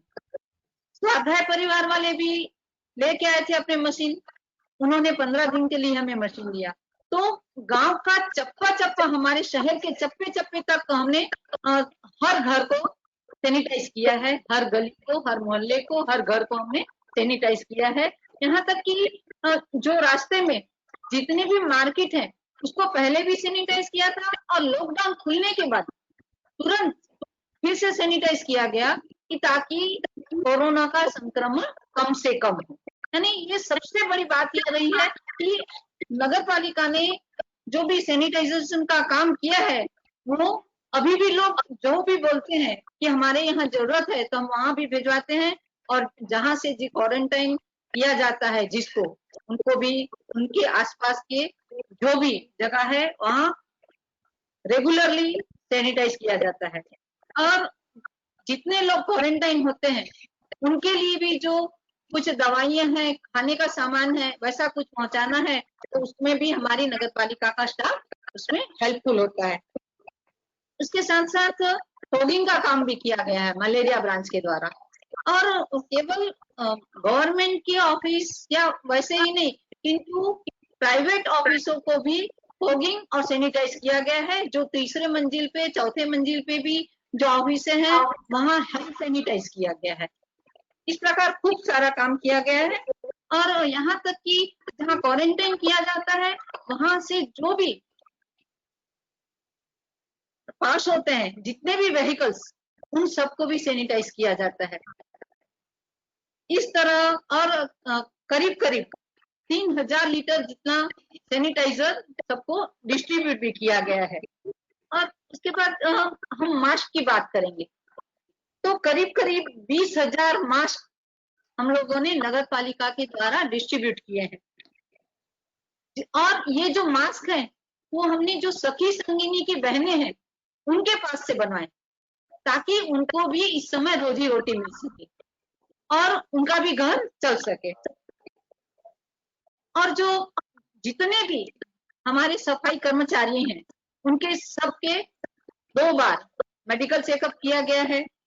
और डॉक्टर एसोसिएशन के द्वारा जो नगर पालिका का स्टाफ है उसका भी हेल्थ चेकअप हुआ है। और साथ साथ में हम लोगों ने जो सफाई कर्मचारी हैं उनके लिए किट का वितरण भी किया। उसको नगर पालिका के द्वारा भी किया गया, उसके साथ साथ कई संस्थाओं के द्वारा भी उनको मिला है। और जो सफाई कर्मचारी सुबह 8 बजे से 2 बजे तक अपने जान की परवाह न करते हुए जो काम किए हैं उनको लोगों ने खूब प्रोत्साहित किया है। आरएसएस वालों ने उनके लिए चाय बिस्किट का, और थोड़ी गर्मी बढ़ी तब उन्हें नींबू पानी और चौक का शरबत भी दिया है। इस प्रकार हमारी एक काउंसिलर सदस्य भी है गोदावरी बेन, उन्होंने भी इन सब कामदारों के लिए चाय की व्यवस्था की थी। यानी ऐसा देखा जाए तो खूब ही काम हुआ है। और जो भी जितने भी स्ट्रीट वेंडर्स है उन स्ट्रीट वेंडर के लिए भी हम लोगों ने हेल्थ कार्ड बनवाए हैं। और इन हेल्थ कार्ड का उसके बाद हर हफ्ते उनका रिन्यू भी होता है। करीब करीब 300 लोगों का ये हुआ है, कार्ड बना है, और उनका नियमित रूप से उसका रिनोवेट होता है। और जितने लोगों को, कई लोग ऐसे भी हैं जो सरकारी बात को नहीं मानते, बिना मास्क के घूमते हैं, ऐसे लोगों को दंडित भी किया गया है। जितने सीनियर सिटीजन्स हैं उनके तरफ से भी बहुत सारी मांगे आती है, उनको भी हमने पूरी की। और जिसके कारण हमारे जो नगर पालिका का ऑफिस है वहां भी हेल्थ स्क्रीनिंग करने के बाद ही लोगों को अंदर प्रवेश दिया जाता है। उनके लिए भी सैनिटाइजर रखा गया है। और जो भी अब जब लॉकडाउन के बाद चालू हुआ है तो उसके सबके लिए हमने यहाँ शेड की व्यवस्था की है, कि ताकि वो अपने हेल्थ कार्ड बनवा सके, ताकि वो अपने जो भी दूसरे काम है वो आराम से कर सके। और इस प्रकार हम जैसे देखें तो जब लॉकडाउन चालू था तब बहुत सारे श्रमिक थे रास्ते पे, उनके लिए भी हमने भोजन की व्यवस्था संस्थाओं के सहयोग से की है। करीब करीब 11,460 लोगों को हम लोग 45 दिनों तक हम उन लोगों को भोजन करवाया है। ये भोजन हम लोगों ने संस्थाओं के सहयोग से किया है। जो अन्न ब्रह्म योजना है। Lata ji, sorry, I am sorry to interrupt, but हमारा टाइम का लिमिट वापस से आ रहा है, तो मैं रिक्वेस्ट करूंगा कि आपकी बातें आप 2 मिनट में यदि रैप अप कर सके तो अच्छा। जी ओके ओके, हो जाएगी। अभी सर मैंने वो टाइम लिमिट देख के ही काम किया है। और जो भी हम लोग अभी भी काम कर रहे हैं नगर पालिका के द्वारा, वो उसके लिए भी हम पूरे हमारे जो भुज के हैं, जितनी भी सरकारी संस्थाएं हैं, जितनी भी एनजीओस हैं, उनके भी हम बहुत ही थैंकफुल है कि उन्होंने हमें खूब ही हेल्प की है। जैसे देखा जाए तो आरएसएस का हमको खूब हेल्प मिली है। उसके साथ मानव सेवा ट्रस्ट है, उनसे मिली है, और मानव जो संस्था है उन्होंने भी हमें खूब हेल्प की है। इस प्रकार हम खूब ही लोगों को के करीब जा रहे हैं। और आज भी जो भी हमारे पास आता है, जैसे किसी के पास कैसे कितने लोग ऐसे होते हैं कि जो मांग भी नहीं सकते और उनके पास है भी नहीं, तो उनके लिए उनके पास किट पहुंचाने के लिए हम यहाँ से ऐसे कार्यकर्ता को भेजते हैं कि वो देख के आए कि उसके घर की हालत कैसी है। अगर ऐसा लगता है कि सही में उन्हें किट की जरूरत है, तब हम उसको किसी को पूछने की जरूरत नहीं रहती, उनको हम लोग किट पहुंचाते हैं। इस प्रकार जो भी काम है नगर पालिका के द्वारा खूब अच्छा किया गया है। सारे जो सफाई कर्मचारी है, और यहाँ तक कि जिसका जब अंतिम संस्कार की बारी आती है कोविड के मरीजों की, बहुत ही दुखद परिस्थिति है ये। और उस दुखद परिस्थिति में जब फैमिली के लोगों को भी आने की उनको कोई परमिशन नहीं रहती, उस समय हमारे नगर पालिका का स्टाफ भी जाता है उनको उनकी अंतिम मंजिल पर पहुंचाने के लिए। और सभी इसके लिए उनका जो भी फैमिली रहती है वो भी उनको खूब थैंक्स कहती है।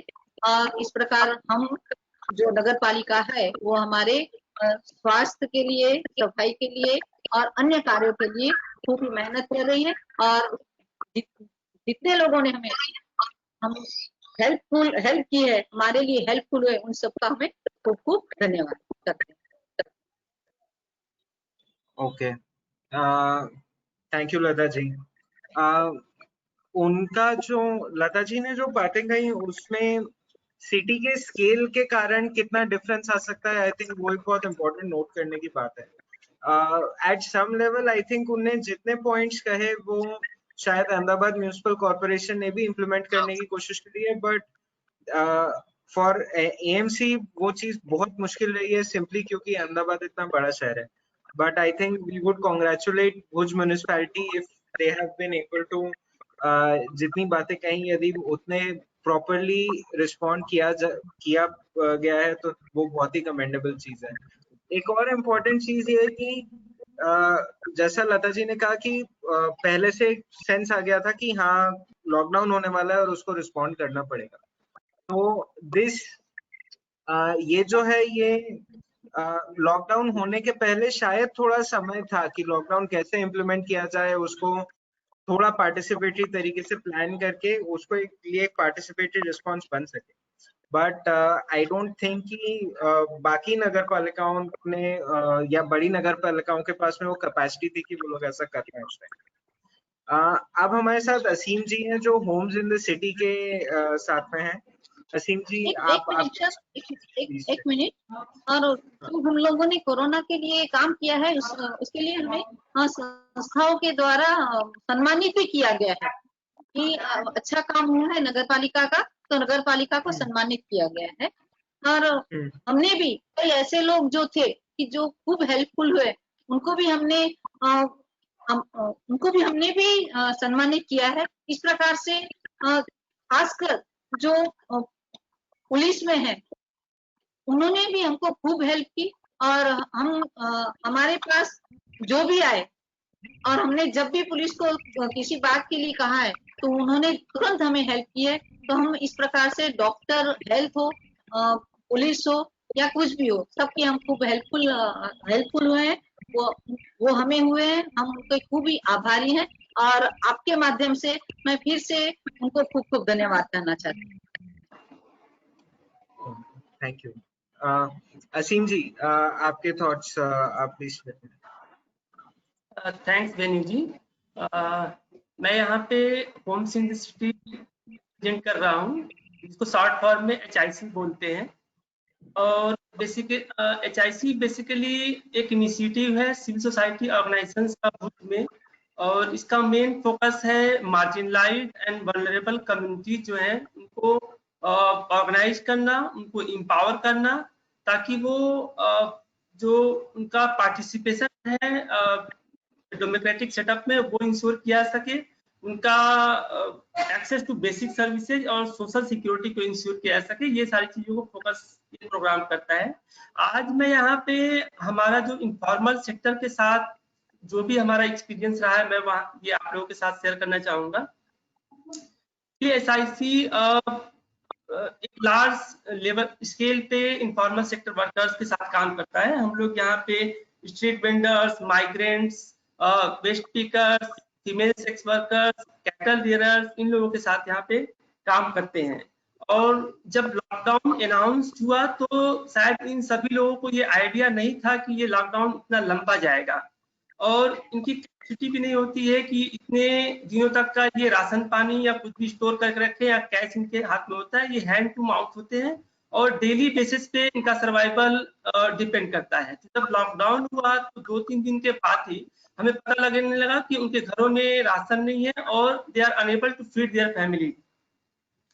तो एक अच्छी चीज भुज में और कच्छ में ये है कि यहाँ पे बहुत सारे सिविल सोसाइटी ऑर्गेनाइजेशंस हैं, बहुत सारे यहाँ पे चैरिटेबल ट्रस्ट हैं। उन लोगों ने राशन देने का काम शुरू किया। और दूसरी अच्छी बात है कि यहाँ पे भुज सिटी में कलेक्टिव्स हमारे HIC के अंदर पिछले 3-4 सालों में बनाए गए हैं। हमारे पास स्ट्रीट वेंडर्स का कलेक्टिव है, माइग्रेंट्स का कलेक्टिव है, कैटल डीलर्स का कलेक्टिव है, सेक्स वर्कर्स का कलेक्टिव है, सखी संगिनी जो एक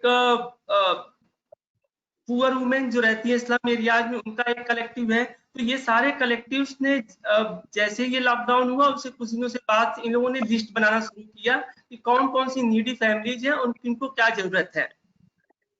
तो ये लिस्ट से जो ऑर्गेनाइजेशंस काम करते हैं उनको काफी हेल्प मिला, और ये कलेक्टिव्स ने सिविल सोसाइटी के साथ कोलैबोरेट किया, और ये कलेक्टिव्स ने राशन के डिस्ट्रीब्यूशन में भी काफी अच्छा सपोर्ट किया ताकि वो फेयर मैनर में वो डिस्ट्रीब्यूट हो सका। बट जब ये राशन का सारा डिस्ट्रीब्यूशन हो रहा था तो हम लोगों ने रियलाइज किया कि लोगों को सिर्फ राशन नहीं चाहिए। जो गवर्नमेंट और संस्थाएं सिर्फ राशन और खाना दे रही थी, उनके अलावा उनको डे टू डे चीजों के लिए उनको कैश भी चाहिए था, जो कैश एकदम खत्म हो गया था, उनके पास कैश नहीं था। जैसे उनको बच्चे के लिए दूध चाहिए, वेजिटेबल चाहिए, मेडिसिन खरीदने के लिए चाहिए, तो डेली नेसेसिटीज के लिए उनको डोनेशन वो कैश चाहिए हुआ था। फिर हम लोगों ने हमारा जो पार्टनर KMBS है और सेतु अभियान है, उसके थ्रू हम लोगों ने डोनर्स को अप्रोच करना शुरू किया। ऑनलाइन हम लोगों ने प्लेटफॉर्म क्रिएट किया और डोनेशंस इनवाइट किए, और फॉर्चुनेटली हम लोगों ने एक अच्छा अमाउंट में क्राउड फंडिंग हम इकट्ठा करने में सफल हुए। और उसी का कारण था कि लगभग 400 फैमिलीज को हम लोगों ने डायरेक्ट कैश दिया। डायरेक्ट या तो उनके बैंक अकाउंट्स में ट्रांसफर किया 3000 रुपया वन टाइम कैश, या फिर कुछ बहुत सारे लोग ऐसे जिनके पास बैंक अकाउंट नहीं है या अकाउंट है वो डिफंक्ट है, वो काम नहीं करते हैं, तो उनको ऐसे 400 परिवारों को हम लोगों ने डायरेक्टली दिया। और वो लिस्ट इन सारे संगठनों के थ्रू जो हमारे बने हुए हैं उन लोगों के थ्रू वो सारी लिस्ट आई थी। और इस कैश ट्रांसफर में बेसिकली प्रेफरेंस दिया गया विडोज थी, डेस्टिट्यूट जो थे, जो सिंगल फीमेल थे, या फिर जो लोगों को हेल्थ का इश्यूज था और जिनका ट्रीटमेंट चल रहा था, तो उन लोगों को प्रायोरिटी में लेकर के ये कैश ट्रांसफर का काम किया गया हमारे द्वारा। ये जो संगठन है, इसमें जो माइग्रेंट संगठन है उसने काफी अच्छा रोल प्ले किया। जहां जहां पे ये लोग रहते हैं वहां पे उनका लिस्ट बनाने में गवर्नमेंट के साथ, फूड सप्लाई डिपार्टमेंट के साथ और सिविल सोसाइटी के साथ अच्छा कोऑर्डिनेशन किया, जिसके कारण भुज में ये प्रॉब्लम इतना ज्यादा एक्यूट नहीं हो पाया कि किसी को राशन नहीं मिला हो। ये बहुत ही कम केसेस है ऐसे यहाँ पे। और इस माइग्रेंट जो संगठन, उन लोगों ने ही वो लिस्ट बनाई जिन लोगों को जाना था यहाँ से श्रमिक ट्रेन से, और उसके साथ मामलतदार ऑफिस से और सिविल सोसाइटी से बात करने में, उनके लिए पैसे का अरेंज करने में ये लोगों ने काफी अच्छा रोल प्ले किया यहाँ पे। अभी लॉकडाउन खुल गया है, लेकिन अभी जो चैलेंजेस हमारे सामने आ रहा है वो मेन चैलेंज ये है कि जो इनफॉर्मल सेक्टर के लोग हैं उनको लाइवलीहुड को कैसे रिस्टोर किया जाए। जैसा कि बीना ने जी ने भी बताया कि हमारे 90% जो इनफॉर्मल सेक्टर वर्कर्स है वो इनरोल्ड ही नहीं है गवर्नमेंट में। तो गवर्नमेंट ने अगर ये कैश अमाउंट या फिर कुछ भी स्कीम्स उनके लिए बाहर निकाली है तो वो एक्सेस कर पाएंगे, इसकी पॉसिबिलिटी आज के टाइम में बहुत ही कम है। until or unless they will get enrolled under certain scheme, the public department. दूसरा चैलेंज ये है कि ये अभी खुल तो गया है, लेकिन अभी क्या है कि उनका अर्निंग आधा हो गया है और आधा से भी कम हो गया है जो लॉकडाउन के पहले वो अर्न करते थे। इसका कारण ये है कि जो डिमांड सप्लाई चेन था वो कम्प्लीटली डिस्ट्रॉय हो गया है अभी यहाँ पे। तो डिमांड सप्लाई चेन सही से नहीं चलने के कारण उनका जो अर्निंग वो काफी घट गई है। और तीसरा जो हम लोग यहाँ पे इनफॉर्मल सेटलमेंट के साथ जो काम कर रहे हैं, इसमें मेन प्रॉब्लम ये है, चैलेंज हमारे लिए, कि हम उनको ये जो फिजिकल डिस्टेंसिंग और जो हेल्थ और हाइजीन का गाइडलाइंस फॉलो करने की बात करते हैं, वहाँ पे काफी डिफिकल्ट है, क्योंकि जिस तरीके के कंडीशन में वो रहते हैं या काम करते हैं वो मेंटेन करना बहुत ही डिफिकल्ट है। मैं एक उदाहरण देता हूँ। यहाँ पे कई सारे एरियाज है जहाँ पे माइग्रेंट्स रहते हैं और वेस्ट पिकर्स रहते हैं, और वो सारे टेम्परेरी स्ट्रक्चर्स में रहते हैं। उनके पास ना ही पानी का एक्सेस है, ना ही इलेक्ट्रिसिटी का एक्सेस है, ना ही उनके पास सैनिटेशन है। तो वो ओपन डेफिकेशन के लिए जाते हैं, वो पानी लेने के लिए आधे से 1 किलोमीटर दूर जाते हैं, और वो हार्डली 1 बकेट या 2 बकेट वाटर वहां से खींच करके ले आते इस तरीके से। अब वो 1-2 बाल्टी पानी में हम उनको बोले कि आप फ्रिक्वेंटली हैंड वॉश करो, आप अपने यूटेंसिल्स और वेजिटेबल को अच्छे से क्लीन करो, खुद को साफ सुथरा रखो, ये काफी डिफिकल्ट है। तो ये एक बहुत बड़ा चैलेंज है कि कैसे इन लोगों के लिए ये सारा जो गाइडलाइंस गवर्नमेंट जारी कर रही है उसको कैसे वो लोग फॉलो करें। हम लोग अभी कुछ शॉर्ट टर्म और लॉन्ग टर्म मेजर्स पे काम कर रहे हैं। हम लोगों ने नीड असेसमेंट किया लास्ट वीक में इन सारे सेक्टर्स का, और कुछ जो शॉर्ट टर्म और लॉन्ग टर्म मेजर्स आए हैं मैं वो आपके साथ शेयर करना चाहता हूँ। हम लोग अभी जितने भी इनफॉर्मल सेक्टर वर्कर्स हैं उनका जो already unorganised workers social security act 2008 है उसके अंदर उनको कलेक्टर ऑफिस में इनरोल कराने की कोशिश कर रहे हैं, जो भी हमारे पास लिस्ट है इन संगठनों के थ्रू, ताकि एक बार अगर वो रजिस्टर्ड हो गए तो एटलीस्ट जो भी 12-14 स्कीम्स है सेंट्रल गवर्नमेंट की और स्टेट गवर्नमेंट की, वो उसको एक्सेस कर पाएंगे। उसमें पेंशन की स्कीम्स है, उसमें हेल्थ की स्कीम्स है। मेन प्रॉब्लम है कि अभी तक वो इनरोल्ड ही नहीं है। दूसरा जो इनिशिएटिव लिया है कि हम लोग ऑप्शनल लाइब्रेरी क्या हो सकता है वो हम खोज रहे हैं, क्योंकि अगर मैं कुछ सेक्टर्स की बात करूं तो बहुत ही डिफिकल्ट हो गया है। ये अगर सेक्स वर्कर्स की बात करें तो ये तो फिजिकल टच पे आधारित काम है, तो वो कई सारे लोगों ने विड्रॉ कर दिया है, उनके कस्टमर्स कम हो गए हैं तो वो दूसरे जॉब में से, कुछ लोग वेस्ट पिकिंग कर रहे हैं, इवन कुछ कई सारे सुसाइड के केस भी हमारे सामने आए। तो हम लोग उनके लिए क्या ऑप्शनल लाइवलीहुड हो सकता है, जैसे कॉटन स्पिनिंग का हमारा एक पार्टनर ऑर्गेनाइजेशन है खमीर, जो 1 वीक का ट्रेनिंग देता है, उसके बाद आपको चरखा देता है और आप घर पे 4 घंटा 3 से 4 घंटा भी ऑन एवरेज काम करते हैं तो आप 2-2.5 हजार रुपया काम कर लेते हैं महीने में। और ये मास्क बनाने की ट्रेनिंग है। तो हम इस तरीके के अल्टरनेट लाइवलीहुड को एक्सप्लोर कर रहे हैं और उनको ट्रेनिंग देकर के काम पे लगाने की कोशिश कर रहे हैं। अभी रिसेंटली चूंकि फूड सप्लाई डिपार्टमेंट ने ये यूनिवर्सल पीडीएस का जो कॉन्सेप्ट आया है उसके अंतर्गत लोगों से आधार कार्ड और मोबाइल नंबर्स मांगे हैं, तो ये जो माइग्रेंट और बाकी संगठन से वो लोगों का लिस्ट बना रहे हैं जिनके पास मोबाइल और आधार कार्ड अवेलेबल है, वो डिपार्टमेंट को दे रहे हैं ताकि वो भूज में भी पीडीएस को एक्सेस कर सकें।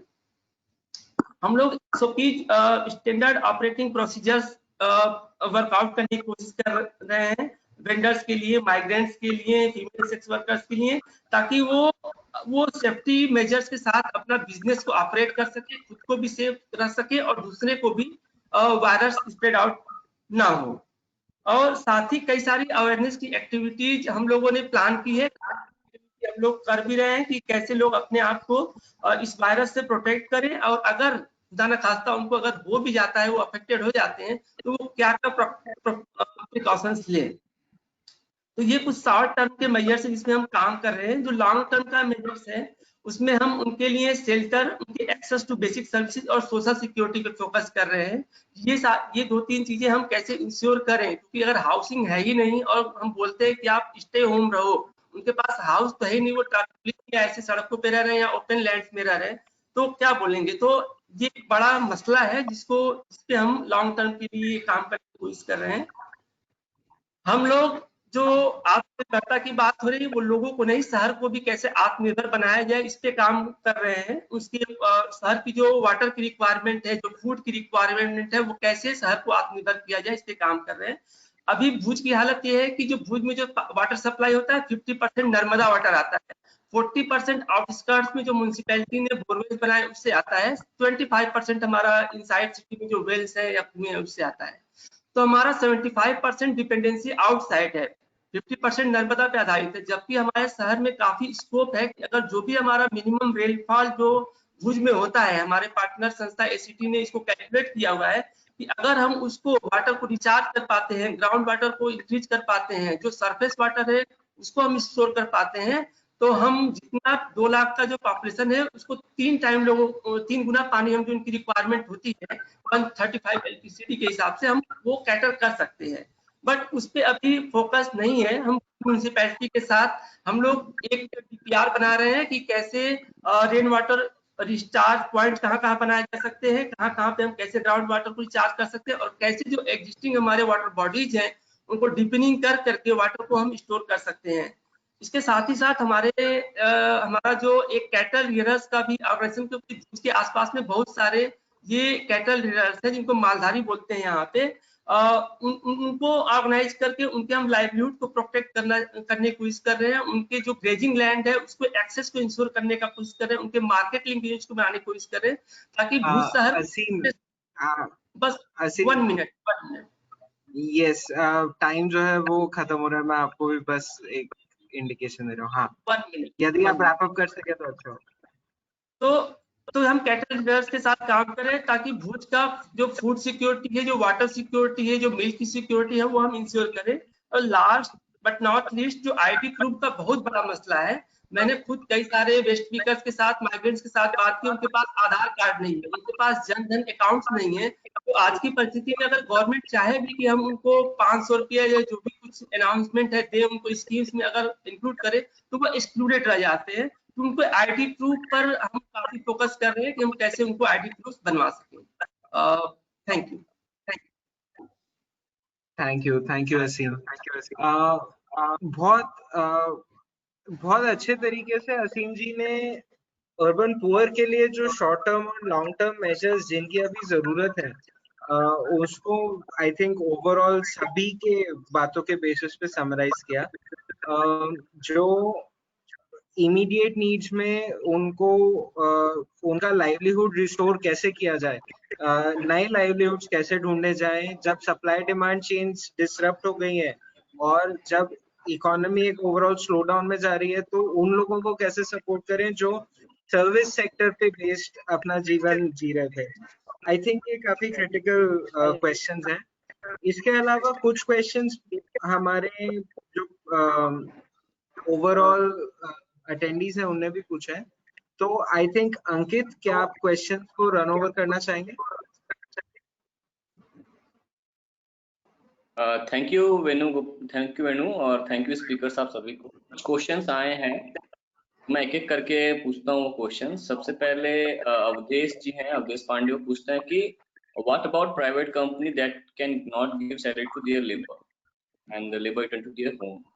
तो प्राइवेट कंपनीज को लेके उनका क्वेश्चन है कि प्राइवेट कंपनीज का क्या, जिन्होंने अपने लेबर्स को पेमेंट नहीं किया।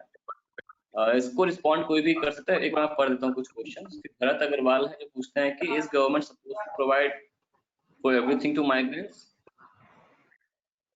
इनका क्वेश्चन है, उन्होंने अपना ओपिनियन, अपनी राय भी दी है कि I don't think it is possible for any government.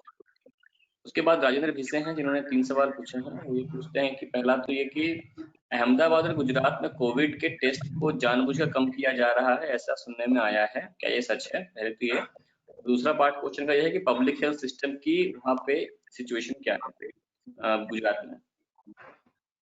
तो और एक और क्वेश्चन ये है कि जो हम शायद मेरे ख्याल से जरूरी क्वेश्चन ये है कि गुजरात के विकास मॉडल ने कोविड महामारी का सामना करने में कैसे परफॉर्म किया, एक ये सवाल है। और जो एक और क्वेश्चन है वो ये है कि महामारी के काल में, ये मेरे ख्याल से असीम इसको आंसर कर सकते हैं, कि महामारी के काल में शहरी व्यवस्था और गवर्नेंस के सिस्टम में आपको क्या खामियां दिखी और उससे कैसे दूर किया जा सकता है। एक और क्वेश्चन अनिल इंगले ने पूछा है कि आज अहमदाबाद में संक्रमित की संख्या कितनी है और जो लोग संक्रमित हुए उनके कारण क्या है, उसके कारण क्या है, वो कैसे हुए। ये कुछ क्वेश्चंस हैं। तो एक क्वेश्चन जो है वो डायरेक्टली असीम आप आंसर कर सकते हो जो शहरी व्यवस्था के बारे में। बाकी के क्वेश्चंस को लेके अगर आप लोग रिस्पॉन्ड करना चाहें तो you are open to respond. तो अगर shall I respond now? What are the deficiencies? हाँ सही।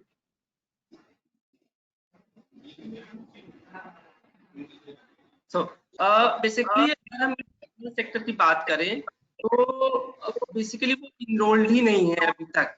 और बेसिकली अगर जो unorganise sector worker social security act 2008 की बात करें तो इसका सारा जिम्मेदारी कलेक्टर ऑफिस को दिया गया है कि वो जो भी इनफॉर्मल सेक्टर वर्कर्स है उनको इनरोल करेंगे, उनको आईडी कार्ड देंगे और वो आईडी कार्ड एक ऐसा प्रूफ होगा उनके पास जिसके कारण वो बहुत सारी फैसिलिटीज को अवेल कर सकते हैं।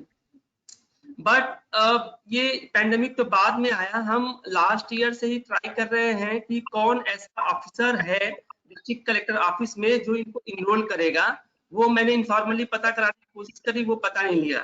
फिर मैंने अक्टूबर में एक RTI फाइल किया कि कौन ऑफिसर है, क्या आपका फॉर्मेट है जिसको हम एप्लीकेशन सबमिट करें। तो उसका कोई रिस्पांस नहीं आया 1 महीने तक। फिर मैंने फर्स्ट अपील फाइल की, उसका भी कोई रिस्पांस नहीं आया। सेकंड अपील फाइल की मैंने फरवरी में, वो भी अभी तक कुछ पता नहीं है। तो गवर्नमेंट अभी तक एक्चुअली ये इन्फॉर्मल सेक्टर को लेकर बहुत सीरियसली नहीं थी, इनको इनरोल ही नहीं करती थी। अभी ये सारे एक्ट हैं लेकिन कितने लोगों को पता है, कितने मजदूरों को पता है कि वो इनरोल हो सकते हैं, एक बड़ा क्वेश्चन है। मुझे लगता है कि इसमें सिविल सोसाइटी के लिए बहुत सारा स्कोप है, उनको आगे आना चाहिए। ये काफी अच्छा एक्ट 2008 में बना दिया गया था सेंट्रल गवर्नमेंट द्वारा, लेकिन अभी तक उसका ग्राउंड लेवल पे इम्प्लीमेंटेशन बहुत ही पुअर है। कोई डेटा नहीं है किसी गवर्नमेंट के पास आज के टाइम में। भुज म्युनिसिपैलिटी के पास या कलेक्टर ऑफिस के पास कोई डेटा नहीं होगा कि भुज में कितने इनफॉर्मल सेक्टर वर्कर्स हैं। बिल्कुल। तो ये डेटा का तो बहुत बड़ा प्रश्न है। तो शायद डेटा को अभी काफी सारे ऑर्गेनाइजेशंस टैकल करने की कोशिश करें, तो अगर ये एड्रेस हो जाए तो काफी सारे पॉलिसी लेवल पे इंटरवेंशन कर सकते हैं। Okay. Venu, I just want to add one thing. Please. Hello. Yes, there's a question about governance part in urban planning. So, of course, in Ahmedabad, you also have to look at the compactness of the walled city of Ahmedabad, which becomes the epicenter. The majority of the cases happening there, and if you go and visit the place, we all know how crammed up spaces they are living. It's like a one room, 4 to 5, or more than that, people are living there. They have less breathing spaces. So we also had to look at the urban planning of our cities, like West Ahmedabad or New West Ahmedabad, spread out. So I think government also have to put the EWS scheme in a more aggressive manner, because right now the slum situation is very, very difficult, because Ahmedabad also witnessed super spreaders. They are the people who got infected and they moved out to different parts and infecting other people. So I think urban governance, urban planning has to take center stage to really handle this pandemic situation, because the current situation is that the more city becomes compact, the more density it has, the more chances that people get infected, because the social distancing, or should we say physical distancing, is really a very challenging thing in those spaces. So I think that really need to be worked out, and of course there has to be find some solutions regarding that, how we can work on the housing part and keeping into consideration also in the slum area. And I think there was another question on the employee part. Like, for example, I'm not going to name the organization, but we received this SOS message. हमें एक SOS message मिला था, almost 30 or 40 लोग थे जो कि बिहार के migrant laborers थे, and we got this information from a political party in Bihar. They reached us through a Twitter DM where they send a list of the names. ये लोग हैं यहाँ पे फंसे हुए हैं, and they are working in a very good reputed organization's brand, and they were struggling for a salary. They don't have a salary. They don't have any ration kit, basic ration kit from the employer, and unfortunately they don't have any opportunity to go and complain, and the police were not listening to them and everything, and they were also not willing to support them. Somehow they reached out to us and we provided the ration kit at almost 30-40 kilometers away from the city. But that's a huge problem कि वो complain किसको करें, जो उनके salary नहीं दे रहे हैं situation में, उनके पास भी ऐसा excuse है कि पैसे जो आगे से आने वाले वो नहीं आ रहे हैं, उसमें बीच में contractor involved है. So there are too many players in it. I don't know what is the solution for it, but there has to be a mechanism where again government has to come in play and ensure that the people who have the rightful money, they should get it. Yes, Hello. Asim, you want to add?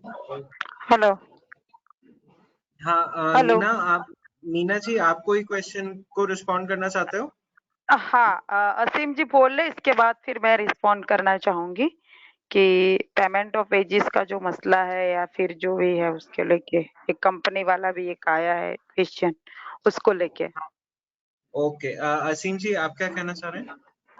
Actually ये wages वाला ही मसला था। ये actually बहुत सारे लोगों ने complaint किया था कि उनको वेजेज नहीं मिले, राशन नहीं मिले, क्योंकि कच्छ में काफी सारे इंडस्ट्रीज हैं। बट अभी वो मैक्सिमम लोग क्या हुआ कि अपने अपने होम टाउन्स को चले गए हैं, तो वो अभी एक्सप्लोर करना कि स्टेटस क्या है वो बहुत डिफिकल्ट है। बट मैं भुज का कुछ एक्सपीरियंस शेयर करना चाहता हूँ। हम लोगों ने जो नीड असेसमेंट किया है उसमें काफी सारे जो भी इन्फॉर्मल सेक्टर वर्कर्स है उन्होंने बोला क्योंकि उनके पास पैसे नहीं थे, तो उन लोगों ने या तो कॉन्ट्रैक्टर से पैसे लिए हैं या फिर जिनके पास काम करते थे उनसे लिया है या फिर मनी लेंडर से पैसे लिए हैं या अपने किन से या जो भी उनके रिलेटिव से पैसे लिए हैं। तो ये लोग काफी लोग ऑलरेडी कर्जे में आ चुके हैं और हमें लगता है कि इन लोगों को लोन देने की बजाय इन लोगों को वन टाइम कैश असिस्टेंस की जरूरत है बेसिकली। अगर वो लोन का जो स्कीम्स आ रहा है स्ट्रीट वेंडर्स के लिए, आत्मनिर्भरता का स्कीम गवर्नमेंट ने निकाला है, तो बोलते हैं कि 10,000 रुपए तक लोन दे सकते हैं, वो 2-3 महीने बाद मिलेंगे, कब मिलेंगे वो पता नहीं है, तब तक तो वो सरवाइव नहीं कर पाएंगे अगर उनको टाइमली अभी उनको नहीं दिया गया, तो वो लोग डेप्ट में जा रहे हैं ऑलरेडी। हेलो ओके, हाँ मीना जी, ये पेमेंट ऑफ वेजेस के उसमें आप क्या कहना चाह रहे थे? हाँ मतलब मुझे जो है आसिम जी ने भी बोला और मनीष जी ने भी आगे बात किया, मैं उसके साथ जुड़ते हुए बात करना चाहूंगी कि जब पेमेंट ऑफ पेजेस का इश्यू है वो बहुत बड़ा इश्यूज है और दूसरी बात है कि ये जो है शोषण की एक पराकाष्ठा भी है कि जिस मालिक या जिस फैक्ट्री में कॉन्ट्रैक्ट बेस पे और किसी और बेस से जब मजदूरों ने काम किया है तो लॉकडाउन में उनको राशन का भी दिक्कत हो रहा है, तो बहुत ही बड़ा सोचने जैसी बात है। पर अगर पेमेंट ऑफ वेजेस का इश्यू है, बॉन्डेड लेबर का इश्यू है, मिनिमम वेज को लेके अगर बात करना है तो मुझे लगता है कि अगर वो लोग शहर में या ग्राम्य में है तो लेबर ऑफिसर है, लेबर डिपार्टमेंट है जो हर एक ब्लॉक में होता है, जिला कक्षा पे उनकी मतलब डिस्ट्रिक्ट कक्षा पे उनकी अपनी ऑफिस होती है। हमारे लेबर ऑफिसर हर एक तहसील और स्टेट में भी है, गांधीनगर में भी है, वैसे भुज में भी बैठे होंगे, तो उनके साथ में जाके बात कर सकते हैं। कलेक्टर को भी वो इंटरस्टेट माइग्रेंट वर्कमैन जो एक्ट है उसके चलते भी वो फरियाद कर सकते हैं और मजदूरी ले सकते हैं, ये एक प्रोविजन है। तो अगर कोई कंपनी भी नहीं देती है या कोई भी नहीं देता है तो उनको लेबर ऑफिसर है उनको कंप्लेन करना चाहिए और ये बात उनको बोलना चाहिए, तभी जाके जो सैलरी वाला मुद्दा है वो हो सकता है। ओके, थैंक्स मीना जी। एक क्वेश्चन ये आया है हमें कि अहमदाबाद और गुजरात में कोविड के टेस्ट जानबूझकर कम क्या किए जा रहे हैं और पब्लिक हेल्थ सिस्टम की क्या स्थिति है, तो इस पे हमारे पैनलिस्ट कुछ बात करना चाहेंगे?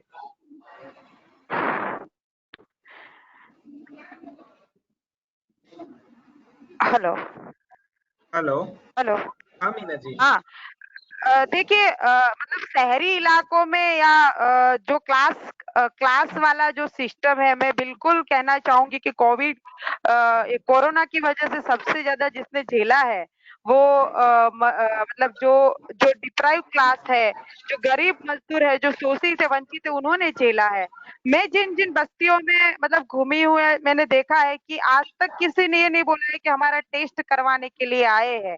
तो आज 3 महीने हो गए, बहुत सारे टेस्ट करवा रहे हैं, तो मुझे लगता है कि टेस्ट तो कम ही हो रहे हैं। अगर हुआ होता तो 1500 परिवार में कहीं से तो आता कि बेन आज हमारा टेस्ट हुआ है या ये कुछ हुआ है। तो और इसके अलावा जो लोग चौल में मतलब चाली में रहते हैं, स्लम में रहते हैं, मुझे नहीं लगता है कि वहां पे भी टेस्ट करने के लिए गए हो, अंटिल कि जिस इंसान को परेशानी है वो अपने आप से वहां पे गए हो और उनका करवाया हो तो वो चीज अलग है। तो इसका एक जाहिर सा मतलब होता है कि टेस्ट कम हो रहे हैं या करवाया गया है या करवा रहे हैं, जो भी है।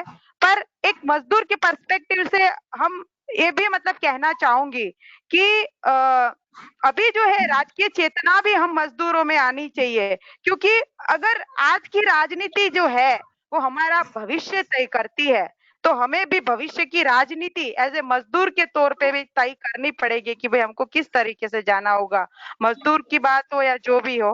और दूसरी बात है कि मेरा अनुभव है, हमारे एक साथी को वहां पे उनका रिपोर्ट जो है कोविड को लेके, कोविड 19 को लेके, और उनको एडमिट होना पड़ा था। तो हम गए थे उनको मिलने के लिए और देखने के लिए। हालांकि उनका रिपोर्ट जो है नेगेटिव आया था, पर वहां पे हमको देखने को मिला था कि गवर्नमेंट की जो हॉस्पिटल है वो इतना मतलब वो भाई 3-4 दिन वहां पे रुके थे और उनका कहना था कि 2-3 दिन थोड़ा सही रहता है, इसके बाद तो फिर कौन क्या करता है कैसे करता है वो इतना सरोकार नहीं होता है, क्योंकि हेल्थ में जो काम करने वाले लोग हैं उनको भी शायद जितनी जरूरत होती है पीपीई की या उनके खुद की सेफ्टी के लेके, तो वो भी कहीं ना कहीं कम तो है। ऐसा मतलब मेरे पास कोई ठोस ऐसा है नहीं, पर उनके बोलने से, क्योंकि उन्होंने जो अनुभव किया था उसी आधार पे मैं बता रही हूँ कि इतना अच्छी तरीके से तो नहीं है। और इसके बारे में सोशल मीडिया में और सब चीज में बहुत सारी बातें आती रहती है, तो थोड़ा सा वो भी हमको देखना चाहिए। ये जो पब्लिक हेल्थ सिस्टम की क्या स्थिति है उस पर मैं एक चीज ऐड करना चाहूंगा कि अहमदाबाद सिटी में केसेस ज्यादा होने के कारण पब्लिक हेल्थ सिस्टम काफी स्ट्रेस रहा है। जहां तक हमारे को रिपोर्ट्स मिले हैं छोटे शहरों से, जैसे हमारी टीम्स पोरबंदर में काम करते हैं, मुंद्रा जैसी जगहों पर काम करते हैं, वहां पे सिचुएशन कंपैरेटिवली बेटर है। बट हाँ, न्यूज मीडिया में और सोशल मीडिया में दोनों जगह अहमदाबाद के हेल्थ सिस्टम में कमियां रही हैं पब्लिक हेल्थ प्रोविजंस में, ये मालूम पड़ा है। और पेशेंट्स का, जहां तक मेरे सुनने में है, पेशेंट्स का ये कहना है कि उनने ज्यादा स्ट्रेसेस नहीं फील किए हैं, बट जो डॉक्टर्स हैं उन लोगों के लिए और जो लोग एक्चुअली हेल्थ वर्कर्स हैं उन लोगों के लिए सारे प्रॉपर कंडीशंस और प्रॉपर सिचुएशन नहीं क्रिएट करी गई है काम करने के लिए। एक और क्वेश्चन है इसमें कि गुजरात का विकास मॉडल कोविड को डील करने में कैसे परफॉर्म कर रहा है? हमारे पैनलिस्ट इस पर कुछ कहना चाहेंगे? मैं मतलब पर्टिकुलर जब अहमदाबाद में है, और भी साथी बोल सकते हैं। हेलो, हाँ नहीं इसमें क्या है पब्लिक, असीम भाई यू वांट टू ऐड? हाँ, असीम भाई आप कुछ कहना चाहिए? एक्चुअली अगर पढ़ना है कि कैसी हालत है, तो जो हाई कोर्ट ने सुओ मोटो कॉन्ग्निजेंस लिया हुआ है इसका, और उनके 3 ऑर्डर्स चाहिए क्या हालत है। जो डॉक्टर्स ने अपनी चिंता जाहिर की है पीपीई को लेकर के, टेस्टिंग को लेकर के, वो बहुत ही भयावह है। और यही कारण था कि गुजरात हाई कोर्ट ने सुओ मोटो कॉन्ग्निजेंस लिया। गवर्नमेंट क्या कर रही है कि उन लोगों ने जो जज थे उनको ट्रांसफर कर दिया, सबको पता है, ठीक है ना, एक को ट्रांसफर कर दिया, एक को जूनियर लेवल पे ले आए। तो ये सब जो चल रहा है वो सभी लोगों को पता है, इसलिए शायद बहुत ज्यादा कहने की जरूरत नहीं है, बट काफी कुछ जो होना चाहिए वो नहीं हो पा रहा है। Okay. I think this is also a testing time for public health because public health में हमने कभी फोकस भी नहीं किया। अचानक जो अपर मिडिल क्लास फैमिलीज हैं उनको सिविल हॉस्पिटल जाना पड़ रहा है, and then suddenly they realize कि it's not a place for them, है ना, जहाँ पे ऑक्सीजन का इश्यूज हैं, उनको प्ली करना पड़ रहा है एडमिशन के लिए, ट्विटर पे आके ट्वीट करना पड़ रहा है कि हमारा टेस्ट कर दें। तो ये काफी सारे इश्यूज तो हैं, काफी प्रॉब्लम्स हैं, बट ये भी है कि अब थोड़ा थोड़ा ये बैकअप भी हो रहा है। But I think overall we have to look this matter in a totality. Lot of thing has to improve. जब गुजरात हाई कोर्ट ने बोला कि civil hospital quote unquote has become a dungeon, है ना, लाइक काफी सारे केसेस ऐसे emerge होके आ रहे हैं। तो जरूरी है कि इन सब चीजों पे हम बात करें, खासकर पब्लिक हेल्थ पे, कि इसका फ्यूचर कैसे होगा, बिकॉज प्राइवेट हेल्थ अनअफोर्डेबल हो गया है और पब्लिक हेल्थ में आप जा नहीं सकते हो। As a middle class families आपको दोनों तरफ से फंसे हुए हो। Private care is impossible and public health we all know. तो आई थिंक वो एक बैलेंस लाने की जरूरत है। आई थिंक गवर्नमेंट भी थोड़ा सा, अभी अहमदाबाद म्यूनिसिपल कॉर्पोरेशन ने भी प्राइवेट हॉस्पिटल में बेड्स फिक्स किए हैं कि 50% बेड्स आपको देने ही पड़ेंगे। They have also started fining hospitals. करीब आई थिंक 2 हॉस्पिटल को 5-5 लाख का फाइन किया जिन्होंने कुछ लोगों से पैसे चार्ज किए। तो अब थोड़ा थोड़ा उस पर भी प्रेशर बन रहा है कि they need to improve and improvise the public healthcare system. So, but again, it will not happen in a day, it will not happen in a month. It will take long period of time to really improve our existing public healthcare system. Okay.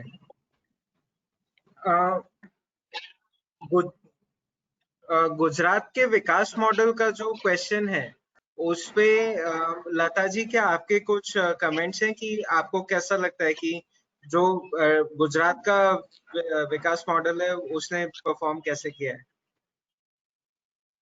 जो गुजरात का विकास model है उसका अभी तक का जो perform है वो भी अच्छा है, पर कोविड-19 के कारण जो अगले 2 साल तक किसी भी प्रकार की एमएलए या एमपी की ग्रांट नहीं आएगी, तो उससे जो भी थोड़े बहुत विकास के कार्य हैं वो पीछे रह जाएंगे। और पर इसके साथ साथ जो नगर पालिका की जो कलेक्शन है उस पर भी खूब असर हुआ है। हम लोग अभी कोई भी टैक्स 3 महीने तक कुछ भी नहीं आया, उसको भी हम कलेक्ट भी नहीं कर सकते, क्योंकि हम देख रहे हैं कि अभी यहाँ सबकी जो इकोनॉमिक कंडीशन है वो काफी हद तक कम हो गई है। तो इसके कारण हम उन लोगों से मांग भी नहीं सकते, पर हमारे पास अभी तक के जो काम है विकास के, उनको हम जितने भी हमारे पास ग्रांट हमारे पास आ गई है वो नगर पालिका के सारे काम हम बहुत जल्दी करना चाहते हैं, और इसके लिए हमें गवर्नमेंट में से परमिशन भी मिल रही है। और वहाँ हम जितने भी अपने प्रोजेक्ट पहले से हमने जो सबमिट किए हैं, तो वहां से भी हमें बहुत सहकार मिल रहा है। कहते हैं कि जो भी काम आपने जो लिया है वो जल्दी से जल्दी खत्म कीजिए, ताकि जो भी काम हो पब्लिक को हेल्पफुल बने, वो चाहे रास्ते के हो, चाहे हेल्थ के हो, चाहे कुछ भी हो। यहाँ पीएससी सेंटर भी जो चल रहे हैं भुज में, वहां भी कंडीशन में पब्लिक बहुत ज्यादा आ रही है, पर उनके लिए बेड की व्यवस्था कभी कभी कम रहती, पर लगभग पहले से काफी अच्छा है कि पहले जब लॉकडाउन से पहले खूब लोग बीमार होते थे और खूब लोग ज्यादा पेशेंट आते थे, अभी कम हुए हैं। कोविड के नहीं, जो जनरल डिसीज होती है उसके जो है पेशेंट कम हुए हैं, तो इतना थोड़ा पब्लिक में भी अवेयरनेस आई है। ये भी एक अच्छी बात है कि घर का खाना है, बाहर नहीं जाना है, मास्क पहनना है, ये सब लोग अब अपना रहे हैं। और छोटे छोटे मजदूर भी अब मास्क के साथ रहते हैं। हमारे यहाँ तो जो मालधारी रहते हैं वो तो पूरे जंगल में ही रहते हैं, फिर भी वहां भी उन लोग अब मास्क का उपयोग कर रहे हैं। ये भी हम लोगों उनके लिए भी अच्छा है। तो और जितनी भी कच्छ में है करीब करीब सारी ट्रैवल हिस्ट्री है, तो ट्रैवल हिस्ट्री के कारण लोग अब सचेत हो गए हैं कि जो बाहर से आते हैं उनसे इतना दूरी बनाए रखना है। ये सब दूरी बनाए रहेंगे तो विकास तो तभी होगा कि जब हमारी हेल्थ अच्छी होगी। यानी हेल्थ एक सबसे बड़ी हमारे लिए प्रायोरिटी है, उसको हम सबसे ज्यादा महत्व देंगे, और साथ साथ हमारे जो विकास के काम है वो चालू रहे, और पब्लिक से तो हमसे जो भी अपेक्षाएं हैं हम जल्द से जल्द उनकी अपेक्षाएं पूर्ण कर सके और विकास के काम कर सके, यह हमारी प्रायोरिटी रहेगी। एक क्वेश्चन ये है कि आज सही में अहमदाबाद के संक्रमितों की संख्या कितनी है और जो लोग संक्रमित हुए हैं वो कैसे हुए हैं? सो बेसिकली आज की तारीख में आई थिंक लगभग 20,000 जितने लोग हैं जो अहमदाबाद में अफेक्टेड हैं, और उसमें से मेजॉरिटी जो है वो कम्युनिटी ट्रांसमिशन के थ्रू ही हुआ है। एक और चीज ध्यान में रखने की है कि जितने भी संक्रमितों के नंबर आते हैं वो फैक्चुअली यदि हम देखें तो दे आर 5 days ओल्ड, क्योंकि 5 days ऑन एवरेज सिम्टम्स दिखाई देने में लगते हैं और किसी का टेस्ट होने में टाइम लगता है। सो अहमदाबाद में जो अफेक्टेड पीपल है उसका नंबर जो है वो तो काफी ज्यादा है, और बाकी शहरों में नहीं है, ये अच्छी बात है, मगर अहमदाबाद में कम्युनिटी ट्रांसमिशन हो रहा है इसका कोई आई थिंक फैक्चुअली हम सवाल इस पे नहीं उठा सकते। अंकित, हम कुछ और क्वेश्चंस हैं, आई थिंक ग्रुप में कुछ लोगों का हैंड रेज्ड है, तो हम उनके क्वेश्चंस एड्रेस करेंगे या हमारा टाइम पूरा हो चुका है? टाइम तो पूरा हो गया है वेणु, और शायद क्वेश्चन ना ले पाए और भी हम लोग, क्योंकि कुछ जरूरी क्वेश्चंस हैं और मेरे ख्याल से एक क्वेश्चन बहुत जरूरी ये है कि जो लेबर लॉज है उसके ऊपर क्या असर पड़ेगा। ये एक जरूरी सवाल है जो शायद अगर आंसर कर सकें बिल्कुल शॉर्ट में, अगर जो चेक करना चाहें, अगर 2 मिनट के अंदर हम लोग आंसर कर पाए इस क्वेश्चन को। करण 2 बार पूछ लिया ये क्वेश्चन, तो मेरे ख्याल से ये क्वेश्चन अगर हम लोग हैंडल कर लें उसके बाद फिर हम लोग आज का सेशन यहाँ पर खत्म कर, तो क्वेश्चन का आंसर अगर हम कर लें तो क्वेश्चन है कि लेबर लॉस के ऊपर क्या असर पड़ेगा गुजरात में। क्या ओपिनियंस है हमारे पैनलिस्ट की?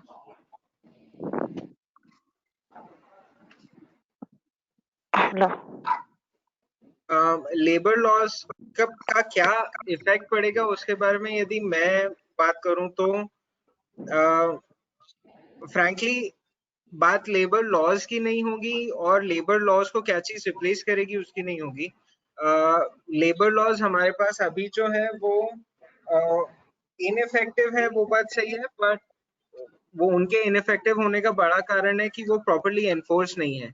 और यदि जो नया लेबर लॉज है या लेबर कोड्स है जो कि डेवलप होके इम्प्लीमेंट किए जाते हैं, तो वो किस भी फॉर्म में हो, जब तक उनका एनफोर्समेंट स्ट्रांग नहीं होगा तब तक I think it will be, जो लेबरर्स है उनको उसी टाइप का एडवर्स इम्पैक्ट्स कंटिन्यूसली फेस करने पड़ेंगे जैसे वो अभी फेस कर रहे हैं।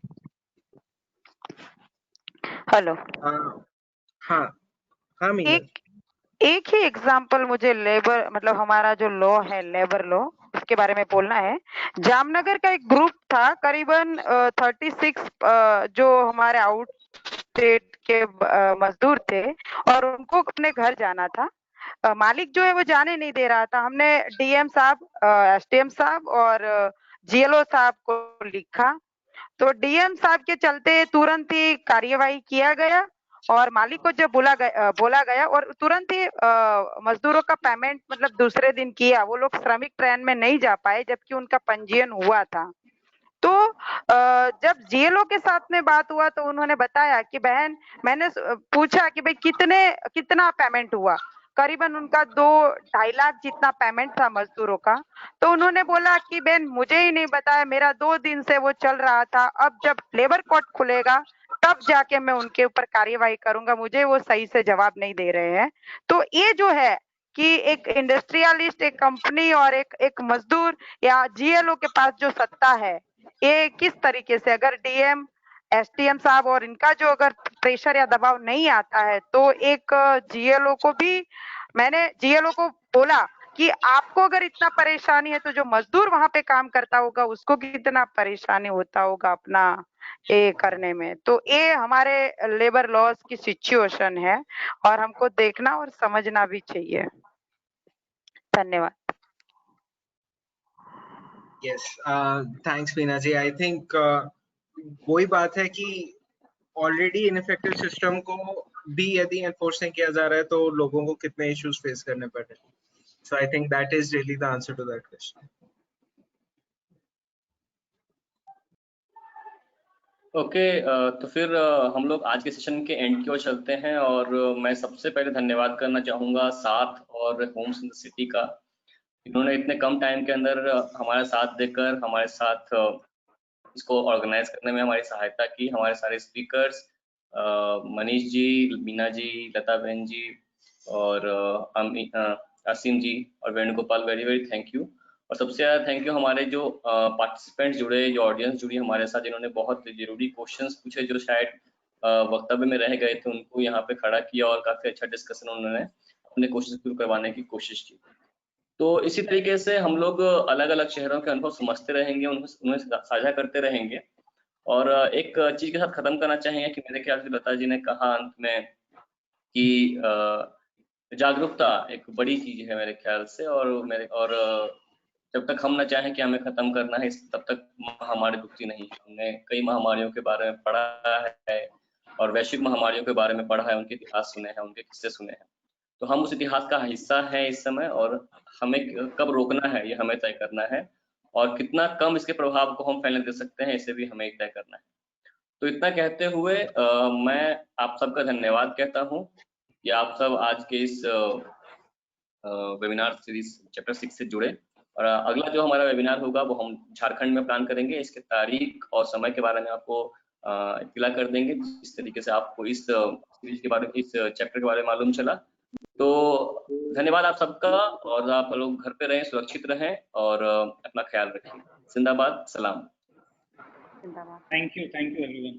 Thank you everyone.